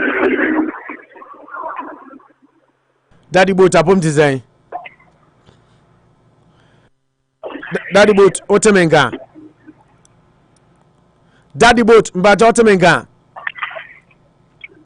oluma mbaja otemenga opo metonka okay yanko opo mbaja somewhere there erade adum ye ho ade pa yo opo me na se bre ni apanya de ama no opo no ma post la de time na ka tira se de ko ka de se mo bi bilibo What's the my lucky to econometry? Wozongo. It become a Susano.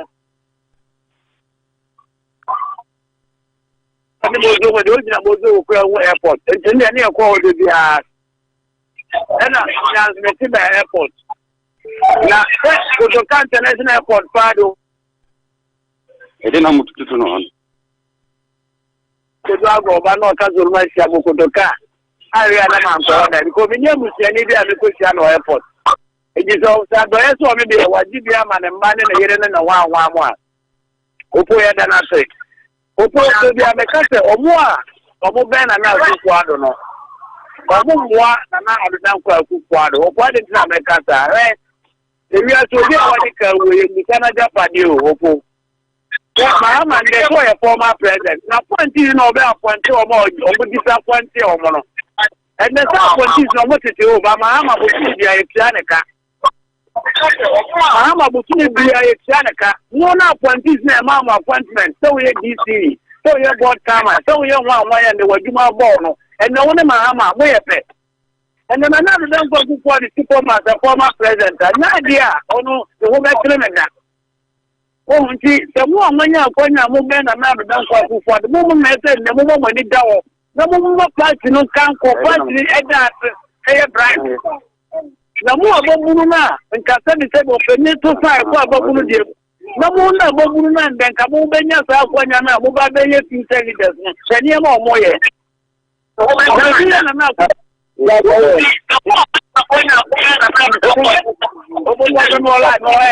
Daddy boat, may you free line so? Daddy boat, make us a casawan casa also. What about you? This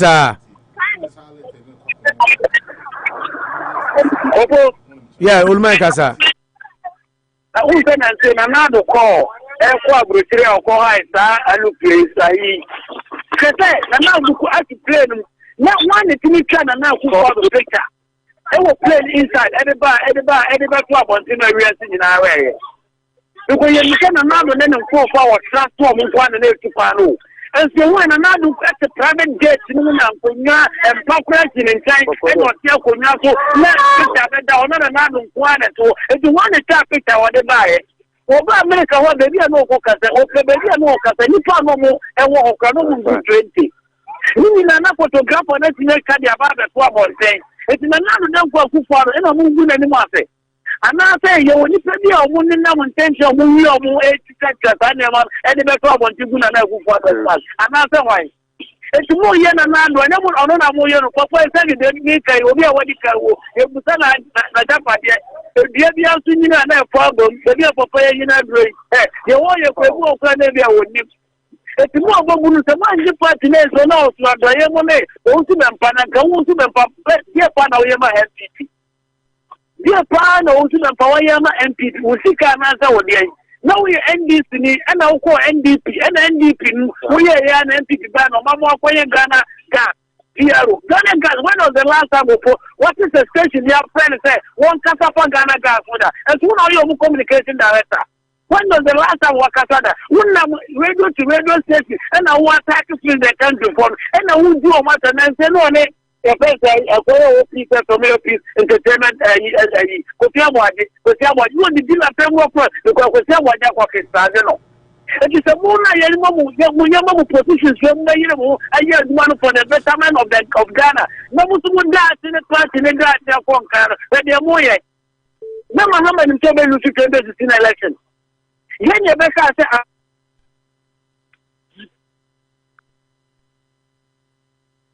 some students who is so much winning answer.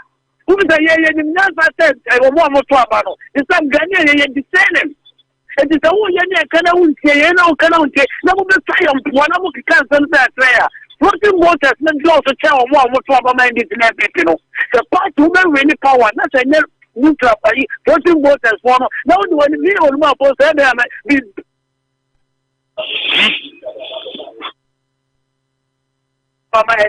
now you floating waters already funny near my way was not what about. If you don't hear Muhammad sending the sinner, Muhammad no one to himself that's not in that was there. I don't know that you need it for me, you need to never go up one panel. Now who want to array a person who for this help or member Kiyaka and Tobia and no one say normal and no more with the apostle.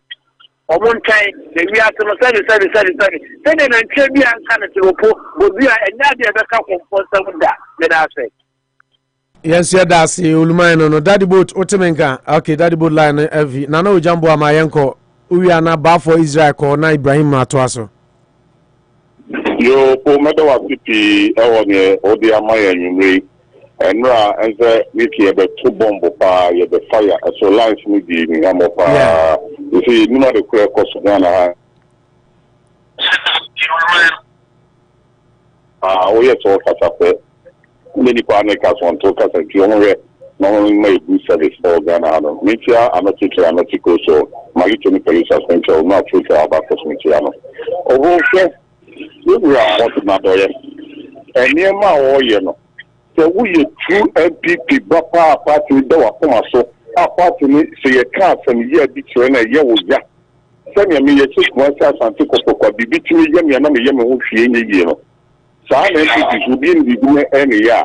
A 3 come up from a year party, so some some insurance. So I be a year. Or no, last week I'm be out to say. Almost because preaching more mobile party. Almost a year, my party with you. So I said, almost be preaching, but see a crab. Omonium Omoyeno, a dear, I have a point chance, a boy, a no count. Your friends, Osu Bempana. Osu Bempa, somebody did a boy point chance a day.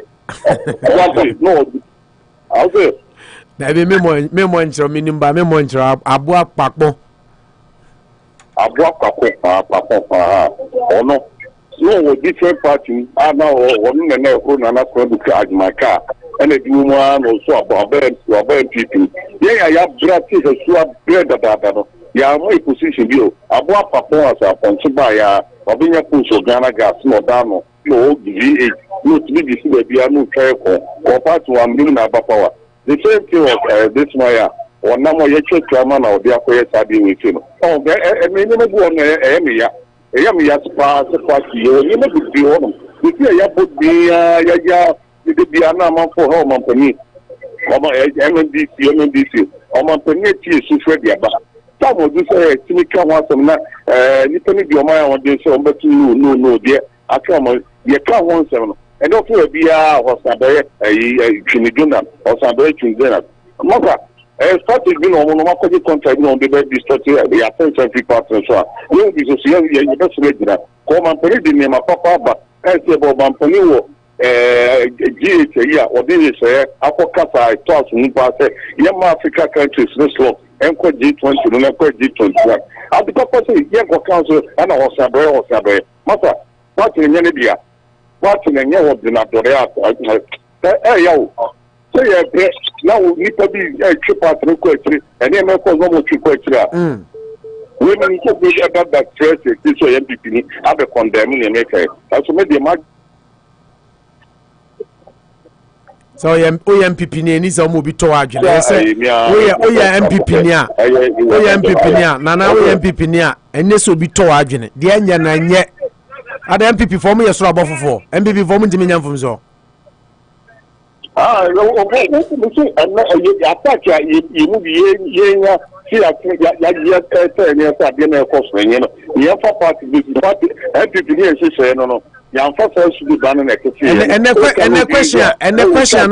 question I mean Bisani say John Ejekum Kofo NPP obedi Ghana so no eno ne wo hoi Kofo na de the People's Assembly by Kofo Dr. Sanfoforo dia no amfanya Kofo enso Kofo ye ne den and now criticize MPP na e di watem na e po abo na e po praw ya mi tro papa mu ya waka sai mu biya jin so Ghana ke ne kamara ba wo you from so ya ofofo e chao Nana Ojambo Amameda CP, thank you very much.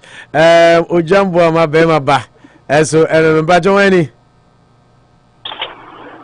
Hello. Hello. Yeah, Wani. Dibazani. Bibaza jina suna ebimo wachi na Bibaza ebimo wachi mpacho jina suna mo wakasa wa jina so ebimo wachi omu ekwa announce ko na me fa nto so Bibaza yete onka cha na no na Kalusha fa course na meti se wa frɛ sabe bia dru ni so bafo Israel sare bafo yenko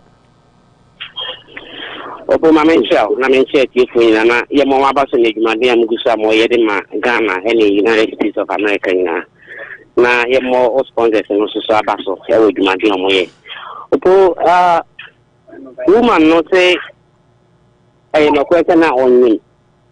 And that is reporters you see at Star FM for their bar say confess say she was not pregnant and she is crying for forgiveness. You see, why would this story stop being complicated? But the answer we done it. But you didn't be saying on him,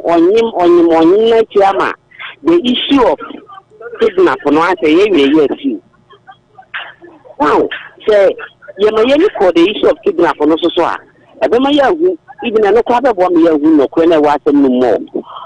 Because I think with regards to kidnapping idiot once the lady supposedly has confessed he said onyem no yen try police for me gidi say and the medical report no omuka some the police very a Monday until a figure there kono ye benya more details as to the kidnapping when the kidnapper no one negotiate and crofo bi na eche no e ba ne saying all these questions I think will be answered probably by Monday ti ye fa hono nsuo ne entwen Monday. That's my test because I was saying you may be any to tell none of me can't say you may be now focusing on the some of entity person every time we tend to be our own enemies. Every time more enemies because Ghana for what fu papa Enra. I'm not a social media guy. Me social media but Enra. So me obi a on phone currency in him that everybody everywhere is doing live Facebook, live YouTube, Instagram and all that because when you Jonas we issue we say we Ghana ni omo nim paper no kra na fix the country. Into obi ni paper no ti abrocha onye Ghana ni oni right is okay fix the country.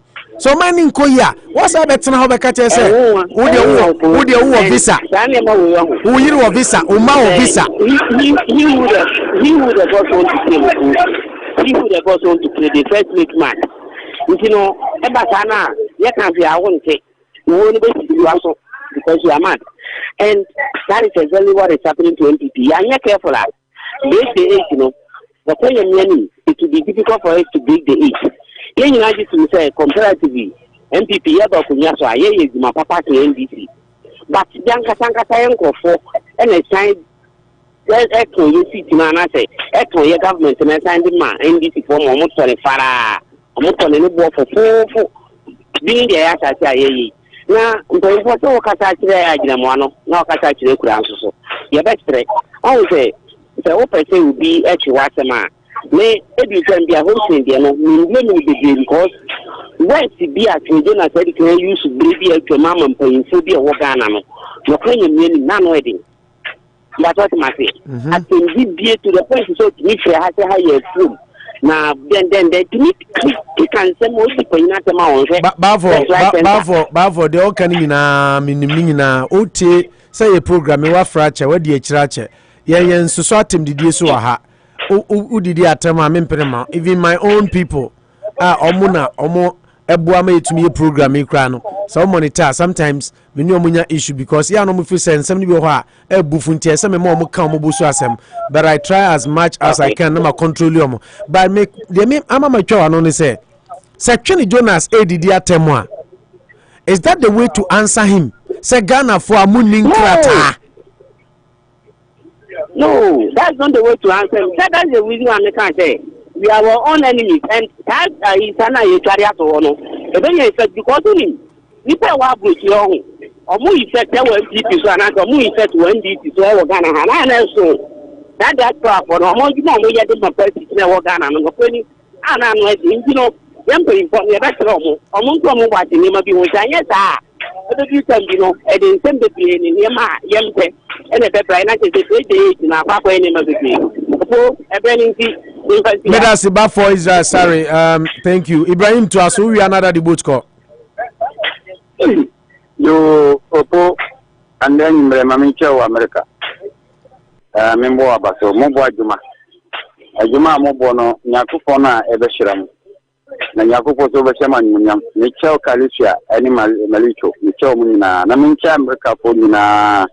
Na Ghana for sure muti family ye chao na de di kan kanchira mute jumadia amudi no asoye ni mun kosonye na nyame be shemanya opo yiri no ma ni chao mu na min ka mu nyame chao na ojem ande anyimre emi so kasa dia ni Ibrahim na ni agi kasa na okara eno na opo abo papu ose papu te den eni sa osada no nti America ho omuba omuntimi gwo mana aha ya mbuni pasa ya demra ya adwuma okrum Hawaii nti se Ghana de mo pena mo yobia mo threaten amanfo a omo criticize se omo ya mema omo mra Ghana no aha ya nya ne sa aha de wote a utumi criticize Joe Biden kra na mpesa me criticize na me criticize no free Bia because omote kabima me kabi amamu na say kabima me kabi kire say kan wa adwene na me kan ma adwene de enko e no utimi ka but the only thing say Rollins was no now almost Rollins won yan pa almost Rollins yentimin ka na ta enti ko ba ye no that was ne wono na yentimin ka Rollins ta no na ko fa ya tri ho by Nanado say wa Bruce em say Nanado na ho na Bruce ya na ndraso sana mimi hu no anya ta ale kina obi na obi wa America ko kire na ajini na yesu Ghana ko bi ntini sori ha se mi kwa America ko fi na ajumum e ko ma se oni pipa ye di neba na o ka se ya America ti se ufiri Ghana ufiri de ma na ko to le Ghana sai sen ko mu buo mu ni na me ka se sen ko mu fi sa hota doye ina sa bua papo se pupu se de be hu I think mu bu America hono so mu bu mu a next time mu hear dia mo pinu o mu ti Ghana nsam gunu nsam funa mu di ye nyo bi an kan kire mu ye ka che Ghana se MPP ne party a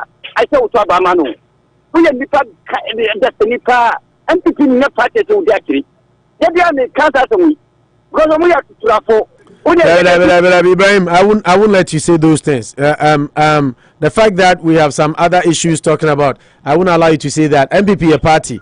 And yes, Sebi, Omuninana, Omusuban to say Papo said, yeah. And no. Okay.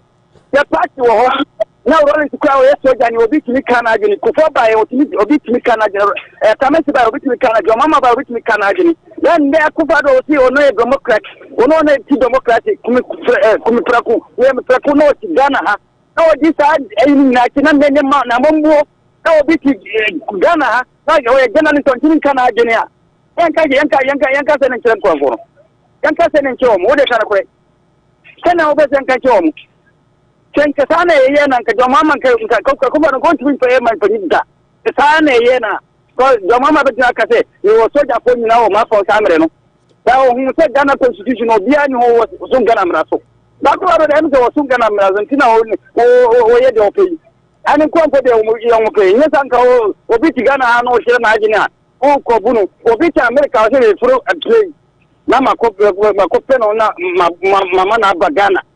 Hey, am I going to say Benny? Do I say I am not MBB no Ghana no Yamudiana? What your poor man in yeah, that's it. Thank you very much. Thank God it's Friday. And if you're here, that's it. Daddy, go to us. Mammy, I'm design. Namia Dumbo International Minister. Yeah, me who ya Namia Dum now, so am I into you? You venture on your mama, Dima New Kenya, and I go for Namicha MBP Ma, Omo Mukrum, when you are Namin Country, say. Omo shade ya papa Kufado obefa omaya na yesi aka dumpina ne otutu dumpi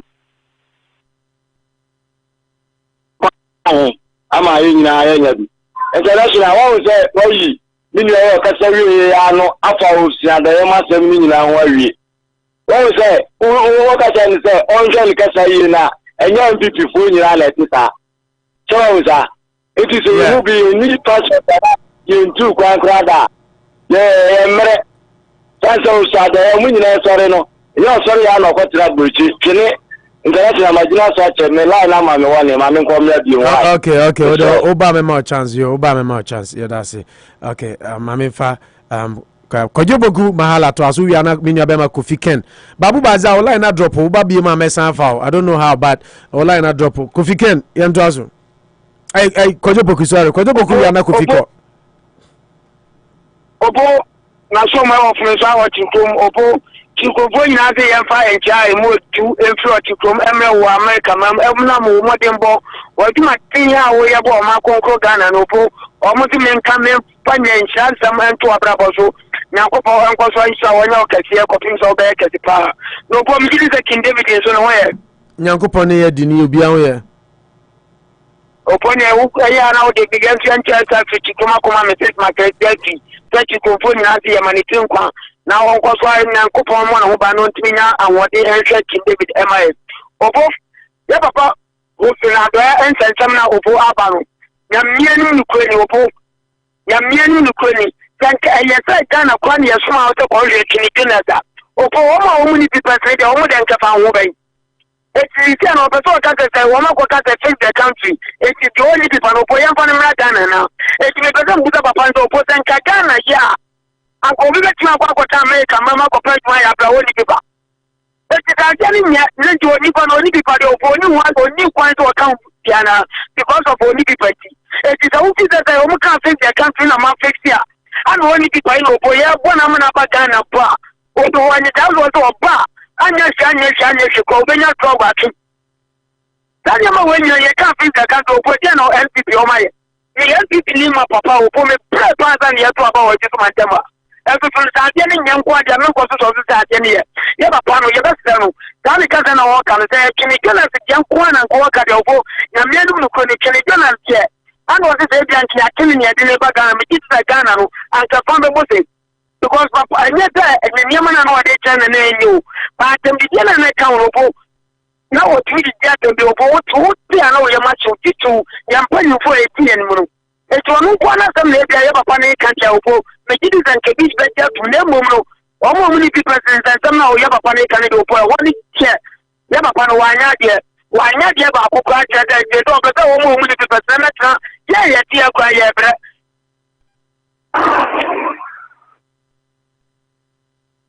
enye ni kwa kunku ya na edo e beko kwa ni pasa na omdi akoto omtikeso e je da tena ba falo konta mle bi mbe ka tam na o kan ni tie wa tie na so from wa tie no unity radio se Ghana for say ka tam na o kan ni je ye ntum na o chan so ka ho e to me pa o mo di pasi ni na so no mu nyina so e ye Ghana for ye ko na en ko ye no e mi sa mo de ni fra kwa kwa so bi man so mo ye ma na o ko o da o ba ni je no so ba ka ya last week Monday na Tuesday na me ka bibita Saturday we case play etini kono onto le kwa do bonza o ba fe do ba na be confess na ke na enye no kwe etigana ya fa ne kwa ni nyina to do bonza za sa mo de kai etisan samu fa to bonza wona o ye no de bet un na ayin ta doctor na wo ka da di pa no mo take ni bi ni yemno un ni dia bia e fa ho e ki ye be stress Sana a police for a police station be o bia but ya ko do mo nsambia no po that investigation e be so mo ye no so mo say e kwan ya o fa so a na o titi ni kro ne sa na nye sa pa de o po e mra bia da de mra ni ti o po kana mra ni o po mo ni nyame nyaduma nyame kan o ya da se kwaje bogu mahala fe ma me family abema e Kofi Ken Kofi entio ya opo madama sefa nyame anka mo hana juma moye na nyame enson kan nyina Ghana fo ayo abrochia ai politicians atu omoni ati enso fe omo baba ya ma yenu anuma na ya yeni krata no mo de yamba ba Kofi anti only krata they fix the country no enfa ho nkoka ho that is the caution and warning yeah I just say your friend say kawanu menkasa Mama menkasa okay ya so only krata fix the country no men can be kawanu tu men oba kan ho pe mo he de si jere na yesre on say ai obi tun say mo panels ni bia na so bi na mo friend na o ka say obi koye ade bia na mo de ahya na do yi MDCCs ni ade nyina ACCC ho na so mo ko diska na de ahya na dabi aya hopes na do eno ana na o ka hopes na do ni Kofi Mamen correct hopes na do eno na o ka sa asem no in an interview one Daddy Fred ye interview na manu chomo signal mintena na ye bobi anti hopes na do eno ka sa asem no yeah na men Kofi amete ya se mai MDCB question no on say accountability na any hono because sanko for no omo we hu say me diska 4 years be free so ye me free ho me me constituency e dey no MDC no omo yi no omo de for be so na o hwa akwa na personal project on akwa na nkasa aye ama ono ano ho ubisa say o calculate say send you tia naka edan a na fi akwa akuku esi ho within 4 years na other ye friends filling stations near there akwa Ubisa wants his kind of konya for him. He was nobody. Obi only sika only a do shot and I could be absent. I just saw the normal budget politician. Oh, may you so as a typical example. Ubisa they say na and yet NDC and your politics are kaying. If you are no crano, only be credit no don't know what the politics mo ama nti se ano na dan obi can say bia omo ahwe ni ye revolution e bia between asi krom or see youth uprising kojo mpiane na kasa uprising yeah which is true e be do be one ahwe ni ya say out TV it cry mo because omo hu say sabe you should start them in quote say most of them near comfort into so say ibenya but the action me akwan say Nanando will have been disappointed in him by young guys be moving a chin kra no mo kra your west grandma say am say the hope pa o Ghana party me be madam say me contribution in ebeye nyame oho bibia yes never say never. Impossibility is nothing. Udu Germany airport was no much trouble. Nti heading, but it shall be. Maniaba, Grand Forces say Pantine. Maniaba. Hello, Maniaba. Maniaba Otemenka.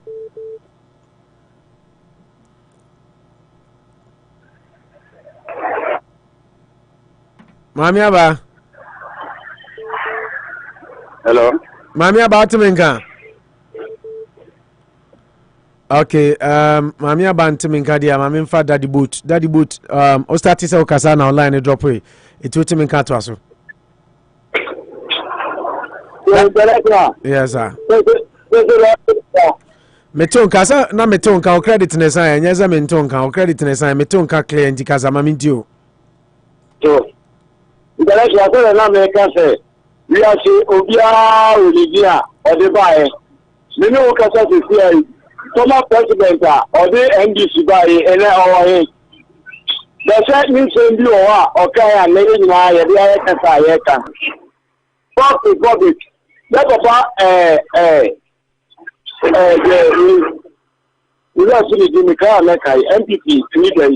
Obere Adubuaye, Professor Adubuaye, obere ni dia ebi osabere initially be na aba na ono a onye no a okika dansem yi international where ba eni a chiri na tinsemi a okika ya ebe mu bi akase ebe se ga na chidi kan sa ode market na ho so ni okika kika ya ngo bi afro ni do na no nti ode market no ebe ni da ni life ko ala kan sa wo bi na chi aboka be kare ni ono mo mutuso wo mu ni pitesa ni say ni a o ni ni ni wa ayo amutuso o te me ko mo ma ni e katra o mu ni awo ni mo mu pitesa e ji na stre ya ko ko na de sere se ni ta bla ya pe se we mpuku the teacher of my Ghana e ma ti mo ko hu ampa e bo ta ti kwa do o chi ni o do mpe na o be ti ma yi central and ti ma le ya no ene na mi ti se e ni ko ko kwa de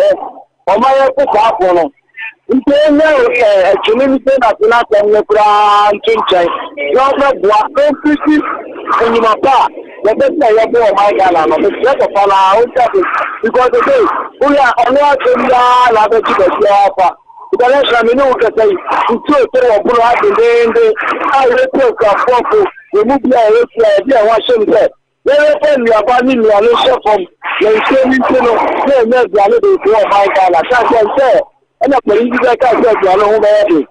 Why do you know what? Never talk about the argument on the down here. I'm going to give you some very watching on the floor. It is the same about what I said. It's not the mission that you like for man to no more than that. Because as I tell you, I'm not nasty, humor, and now I take that. Make us say, if you can do at the family, upon the man, you're starting to come to a you do say, need to at the family. If you are done one 18.4 glass and one, when you glass, name glass muda, what makes you a bit of 4 times? I have a family, you know, what makes you know the glass in it? You jump up at the glass in it, like a suffer glass home. And yes, sir, that's the problem and program of my gallant. That's it.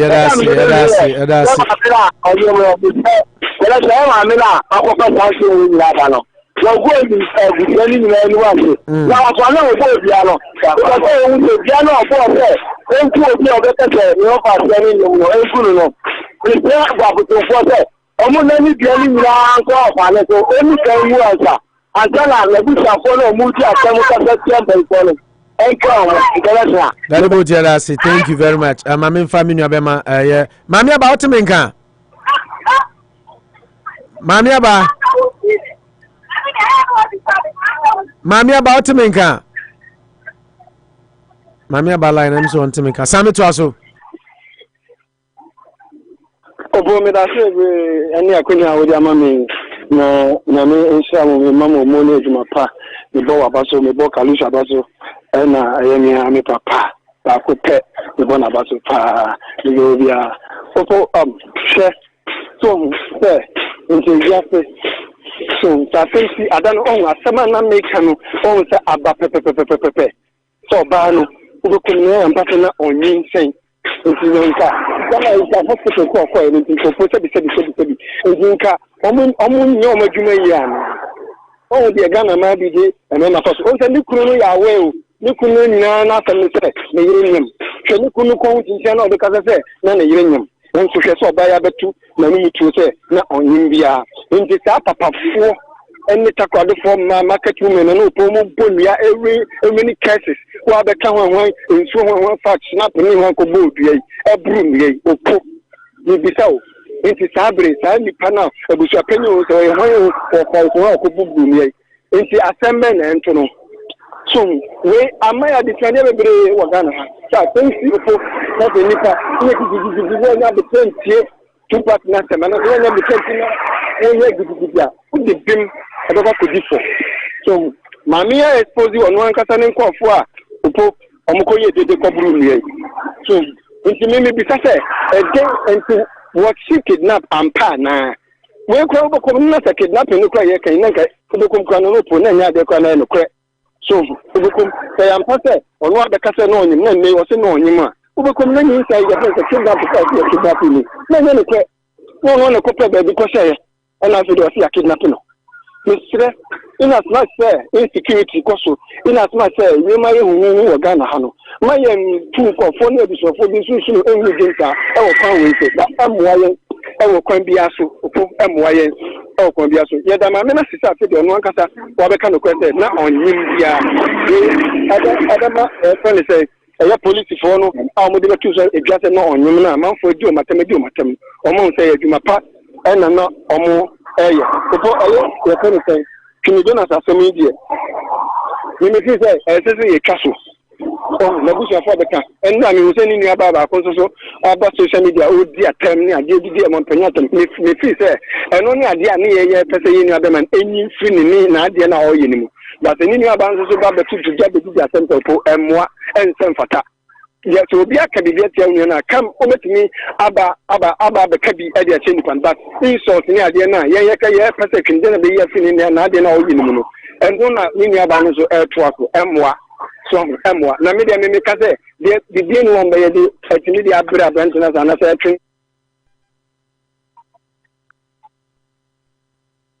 wa ama mpanifo no o metutu ma no mo sisi no mo say eyen kofo bi ne to aba ma ho mu e no mo position ka mo wono nti o mo ndwini Ghana ho o mo ndwini o man na o man fo ho o mo ndwini o mo mpatam fo no o mo ndwini o mo to aba e ma o mo no ho na de say o mo ye ma ye nyina ye na bibi no omunye since omunko apedi omunko abedi omunko apedi omunko apama omunko abusua yenso so yemu bi ne yeso ye abusua so obi kokomoti anka wo wonte bia wote ne wo wa benya bi edi ama presidential staff and top $80,000 e dia koma obi ni ne ba so Mr. Kufuado onye bibi enfa na adwuma na wo say yete kenkebo e be koso because eburo ayeten when nyina ya sem yes, planting for food and jobs. There's a blown and boy at the end of the criminal every day. Mr. Not the Danko Kufuado. Or you might not no one that say, I'm an onion before our US you are. Yet the amount for the Catania a demonstration who do this year and fine. I'm come up with Ghana for because of Ghana no better. No banner and no boy, the cement boy that will be sitting in a no boy. And I don't know what you might obey. Papa. Akufuado was my now so the any from no the next from no what take Ghana for no why ye dey say fata no abua Ghana man no we dey drink dia o that's Sammy thank you brother Boachi Worcester to asuma me Brother Boachi o ti me nkan we kan so my papa, when Karisha, man, Misha, my mama, young son, you come on no swap, and I'm of more Ghana, 92 months. In your banner, Diana, Mekaka, Afahama, yeah, man, yes, we are the power. And the man in a forward, in a man in a way. Yeah. You mean, you know, when I make it answer, the man you can him. One time we could answer. I think the man was a so much child, only something you know, you know, how could you be more? Yes, a much more than fire. One is here, the Obama Yama, the man in Moguia. One is one way to no young some. Ah, I was anti-custom and can't away. We are some pie, yes, some papa, what's happened because I what's happened making and more banana money. Oh, you can come in, I can't find one. Yes, come on, I see Ghana. Okay. No you know. Yeah, that's Bravo. Obas Wanyim, a video also Wanyim. Okay, Mamma Ibrahim, your second coming, when you mind. I remember 1 minute, Namufa, and more Ijani Yanko. Ibrahim, 1 minute. You for Mama second chance in India. Now, I say, Mekaka do Honoma, I have, we are working. I say, one engine. And I'm tired of any radio in Omamuchi, in the new Fanuma more people in Yakonya Tamato say, ye and Casasa, but a Yaobi into Munfanche. The Canina say Munfanche. Now, upon a man can chill be a David Jonathan. Me and Panifo, the do much a day. Support. Yeah, support to that. Yeah, support to that. I am supporting to that. Somehow, one casa, as somehow, Obi Obi Asama. In fact, in the game, we had it until they started Obi Craft was one TV. It is our branch, you know. Miss me, nice year, going to over Obi Asama. I'm passing the day, yeah. Enra what asama ne nua ba ne kan e wo se enipa bebre criticize aban by nu omasum twene Jonas edi atem na aban ate a wasoma nkrofo behwehwe no nti wa nyusu atem didi a nka nru ho ohu point a modern for but whichever way me there yen ye the policy atem didi de ebuade nti ni dimpen for atem already and then because who say ye kura ye fere radio so limit come no be fra wa 30 years na so no be no o yedin o say na obi be kura timi ka say kwa we kura de minti ni biu on say esa no wa useless ye beka ya adwene akyerew nicely by you do at yeah there say no ana minia aya na da wol man so ate because wa chima adwene ate ne ma so okay so ye nyina ye titiri ye hu tenekia na watini me yeah that's it thank you very much Olumai. Enjoy your weekend. Okay Olumai, abom design.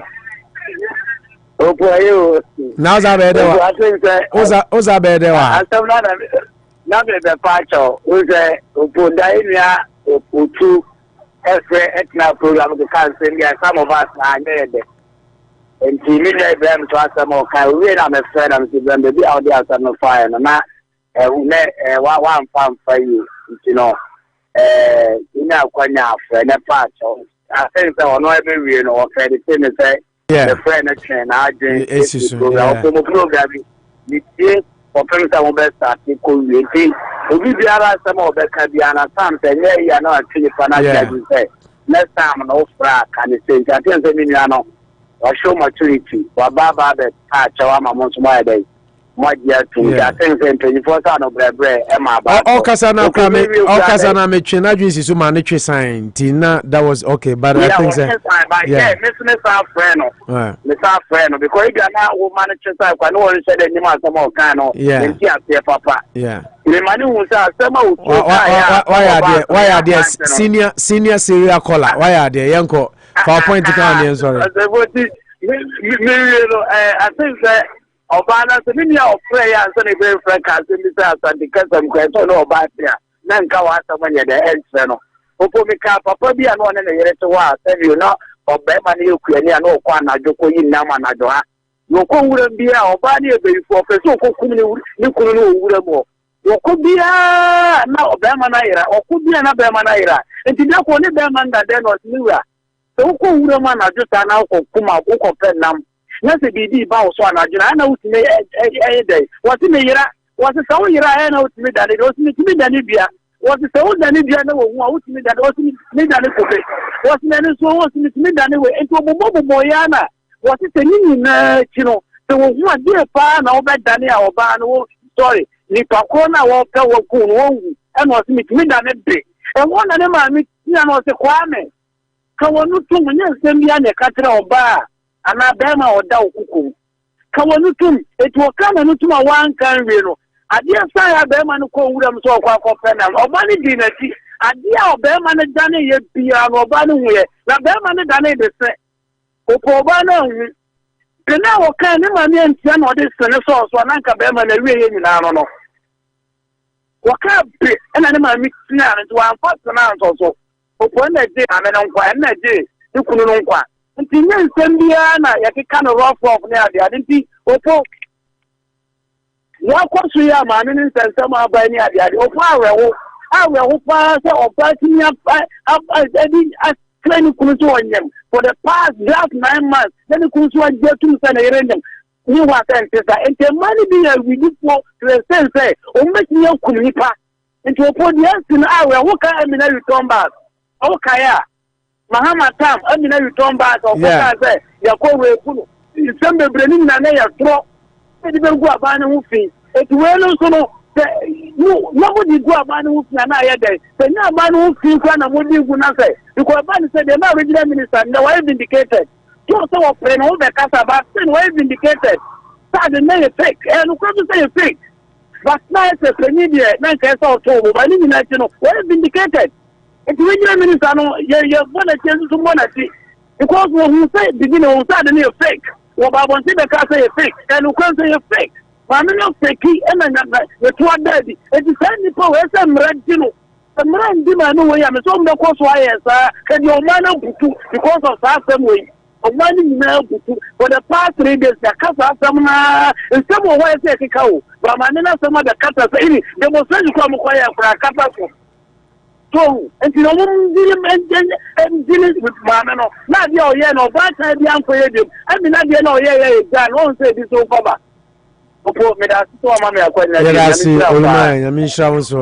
Unity Radio 1039. I was trying to mean for copy you. Yeah, Brenna song. I mean, a couple of messages. Now, I mean, thank I boka cry or honso and farmer yet for. But let me quickly do the announcement. Yami Yadma that Ochna said the medical cano. You were a year back. No, on the 2nd, Mr. Mumufanchami, 2nd of next month, which is a year Ochna Nina Ochna Saturday, Nina Oche. You were a year, maybe I just call Abeni. Hello? Hello? Maybe I join any? Joe. Jumba Chokazafini. Jumba Choma into the announce what the boy and Nanka Minfa Kobe being bad. Into but your mount is Kakawadaruma. Yo, make a kind of working. It's someone said, oh, be part of your what should you at Coma? It's so, and now can be and why so you may preach. Because I think the piano and constantly and constantly, yeah. Sure, the constant. Mammy, I'm a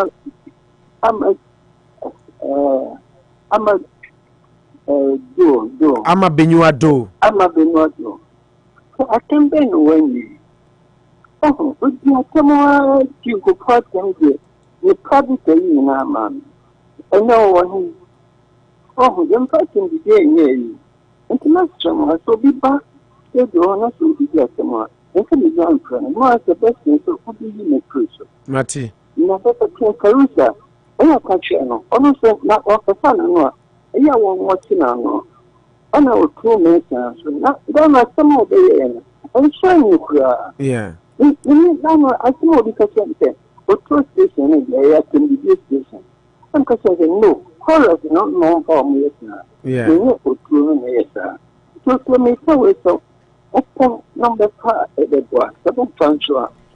Oh, ya befa pa pani afutuo de sabi afutuo na etenetene nipa ma yenyini ya befa sa wo hwa aya bribia ya na mebɔ me homɔden asa atem didi dia me nso so because sabi o me ye kristoni bible say emfa ni die ma de ni die sa no eti obi ya de na sa nya metimi akama adwene nemum se medidi nipa kro na atema atake eno ntina titi kura sese onfre we show isu bim se mo hu a because me ka chan say odidi obi atem me ga yenzo on twensan or kasa na no sa repeating me guys until he's ready to do that me man kasa o radio yi so obetimeti fine but to call on the show atem didi de se bi me nam ho na me obi frɛ didi matem o radio so baby a enye me de so enisi denigrate nipa woni nipa anya adwena enya atem didi ye wo kwan bebre a ye fa so de kire se meni asomasi nya adwene ena opani mi da CPM so otuo mensa de na ada no be kan ni se okay unse antwe me ka chen se ontwensan ta tipo nkoso ni ade na okan no emse ni nyina no ye pa ho achew ma otwesan ne asomdwe aba ni nyina mti ye da CP opani kese ene wafutu awde aman ye de sa be ye adwumatem didi de sabi enye no that is not the way to go so obi didi pani atem be didi obi chen obi o sabi atem didi de da bia meka mensuso so ha enti medase wafutu no ye befa pa na ye de aye adwuma nyame inshra ye da CP abusia said na manugusu america no nyame ya aduma on the 2nd ye papa ye ne ti Worcester wa free ye Isaac ni afutu na otiase ni guy ni my different ye Charlie Jones me pa cho nyame ya aduma Saturday ebe ochina week ewo Callahan and Faith Funeral Home and I ebe da ye papa anopa 8 to 10:30 na 10:30 to 11 ni akope ne krabre na esense on the 2nd no nyoma wa na ya na ye bransu ntabusu aye ne se ye kosie no ba ya 10:30 na 12 kain na final funeral right no ye de atoa so nti 12 o'clock na ye de yie no atoa so ewo eye 49 Lafayette Street nti 12 to 7 p.m. ena ye be ye eyie no nti yem papa Isaac ni afutu onyamfie duoso 974 years ye ne na we Worcester ha ena ene we free nti ye be kwa hwe view no eya nopa 8 to 10:30 na barrier no aye 10:30 to 11 na 11 no na ye free emusie ho by 12 o'clock kain 49 Lafayette Street na ya tenasi na ye num sikasa na ye yie no di etwato no kra eno dan chanso so a eye presby sofo eye sofo bembel Reverend Nana Ousu bembel sofo enso se de munim no ne maame ode ne ba ti asefo asase so afrim na nhyehyeye ene se nyame yadma 2nd October ena papa so etenase na waye ne maame yie de etwato okra se de yedi kan bon dawru na yedi atomo anim no eyie no be hyase awia no 9 na anaju dondu pepepe na yapon nti Basel for Pentecost for SDA for Roman Catholic Assemblies of God ICGC Faith Fellowship Lighthouse Assemblies of God and sorry aka nyina Methodist Anglican obia yeton safre mu nyina se Presby sofo na ne maame afim nti nyame djuma yeni nti nyame asafo ene nyame asori asafo ahodo ni nyina mama yemra na meta yem papa Reverend Nana Ousu bembel ene Nana mama Comfort Ousu enso echi eti Reverend Nana Ousu bembel Presby sofo maame a wafiri mayie no eba so 2nd October olu eye we de bokoto dwempa big olu beauty and barbering hair salon CEO bokoto dwempa nti nyame yadma Saturday awia no 9 na eye ne be hyase 2nd October ti moma yenhye nso na yenyina sanso na me maame Florence Jemfua enso so ne maame aye no ebeba so the following week which is 9th 9th October ti mama yɛnhyɛ no so na yɛ market no so ento hɔ na eduru hɔ a yakogya on ade hye every momo ye omo ye dwumadi bia nso etumi a kyerɛ ɔdɔ yɛde aseda ma Rich Way Auto School, Dan Auto Repairs, Asamas Trading, Ash Pharmacy, Big Olu Beauty and Barbering Hair Salon, Olu ene obehum animo hɔ, the law offices of Lawyer Angbafo and Gold Coast Catering Services, a taste of excellence, 8 Blackstone River Road, Brabedi Diadipa, Rashida Financial Services, Besho Sika Samama Frey 781-354-3060. Uyo ba na pe primary health doctor dia na Dr. Kwame Amponsa, Venon's Health Venon Women's Health Services. Ana Danko African Market and so boy chidom and afi Nabian Barbering Saloon and Anochi Trading and Anochi Coast to Nefia da betwa nam nyina e wa Anochi ho 54 Hamilton Street and Nampapa Pompano Fish ade nam na opani nyina daka nam bia benya bi e wo Anochi Trading and Anochi Cold Store. Nabian Barbering Saloon si be UT opani asiama store nchen opani ho na wanimu na ho nye fefefe na bibia nkonkan omu nyina da roma na omu se aseme di dwadi. Remember Ote Manucho Magandi Gaucho Margarita La Molina Mempemi ho asem Worcester Massachusetts, Elizato Worcester's edition enka na Ote Ken Kalusha enso nka medi di Opo National me na medi dwumadi ho chame adom dodum ya yane mo behia adwada. But remember Chelsea Man City ochina no papa 7:30 Chelsea Man City mamemfa league fixtures ni na mamo ene we got straight into action team and to me amfa mamo na amount for testing me say Opo Chelsea ni Man City game near time by Saturday ochina ano papa eno na first match but Manchester United ni Aston Villa so 7:30 into ochina 2 games usually in England lunchtime kickoff ni na 1 game but ochina for some reason ti 2 games nti said ya bekono eno no nti ochina saying it here Bundesliga Frankfurt any Cologne 9:30 Hoffenheim ni Wolfsburg 9:30 Leipzig ni Hertha Berlin so sa Leverkusen ni Mainz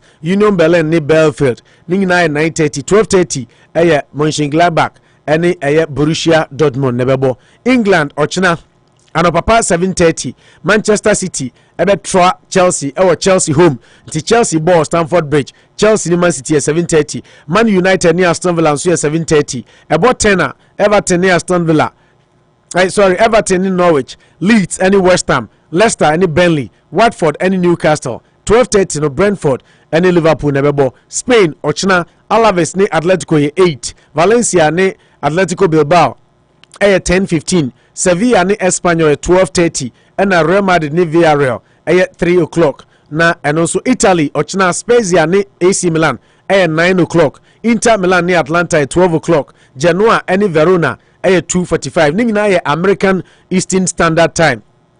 Wo France Saint Etienne ni Nice ochina 11 o'clock Strasbourg ni Lille 1 o'clock Lyon ni Lorient 3 o'clock and Paris Saint-Germain ni Montpellier and so awia 3 o'clock nti dia bekoso wo France enso eno no Sunday kwasiada nyame ede chen Germany ombebo 2 games anopa 9:30 on Sunday Eastern Standard Time America Bochum any Stuttgart and Freiburg any Augsburg and ebebo na oko pacho kwasiada England there will be 2 games anopa 9 o'clock Southampton and Wolverhampton Wanderers and 11:30 London Derby Arsenal and Tottenham. Spain ombebo nyame yadma 5 games kwesiada Real Mallorca ni Osasuna no papa 8 Barcelona and Levante 10:15 Real Sociedad and Elche 12:30 Vallecano ni Cadiz nso saa and Betis and Getafe di ombebo omode no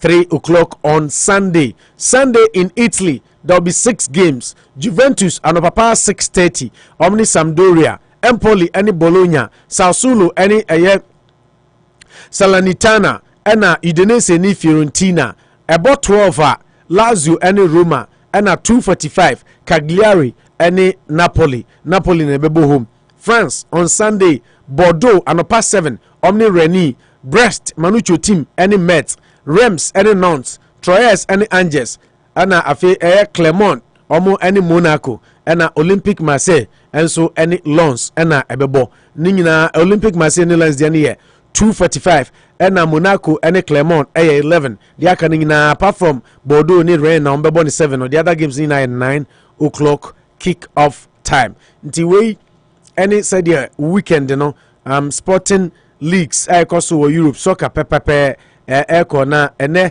obebisa sɛ national ɛnɛ game bi ɛne hɔ patcho ɛnɛ Germany Grutterfurt ɛne Bayern Munich ɔmbɛ start 2:30 yɛ ɛna ɔmo ɛbɛbɔ nti about 12 minutes na ɔmo start ɛno ne game a ɛkɔ so ɛnɛ ɛwɔ ɛyɛ Germany all the other leagues start tomorrow abusua edemu si anyame yɛ admo kyena wobɛte yɛmfa adwene malizi ɛne n'abadwafoɔ ɛde apɔmuden ho nsɛm untie legal hour ne bi da ɔkyena tie legal hour with ɛyɛ attorney Angwafo immigration lawyer ɔkyena ɔba bɛkyerɛkyerɛm Joe Biden new policies pathway to citizenship ne nyinaa ho nsɛm question bi a wowɔ biaa woba kurom how the students visa wakɔ school kakra na wantumi ankɔ ɛkwa bɛn na bɛfa so a wobɛ adjust status ne nyinaa no ɔkyena ɔba a ɔde education ɛna de bɛba ɔbɛba awia 3 to 4 nti ɔkyena bɔ ho mmɔden sɛ wobɛtie the legal hour with Stella Angwafo attorney nyame admo ɔkyena nti ɛno nso ɛdeɛ no no mede mu si a na mede mu akɔ peace 104.3 the news na atoa m so awurade de kyɛn a yɛne mu bɛhyia Monday Mr. Danso Dan Auto Repairs big ups oni ofori yɛwɔ show speedy recovery onsa no ɛntɔ ntɛm ne tumi bɔ adwuma opo national makramo ɛna na busuafo ɛba yɛ a wɔde asɛm no ɛbɛdan ɛntanimfo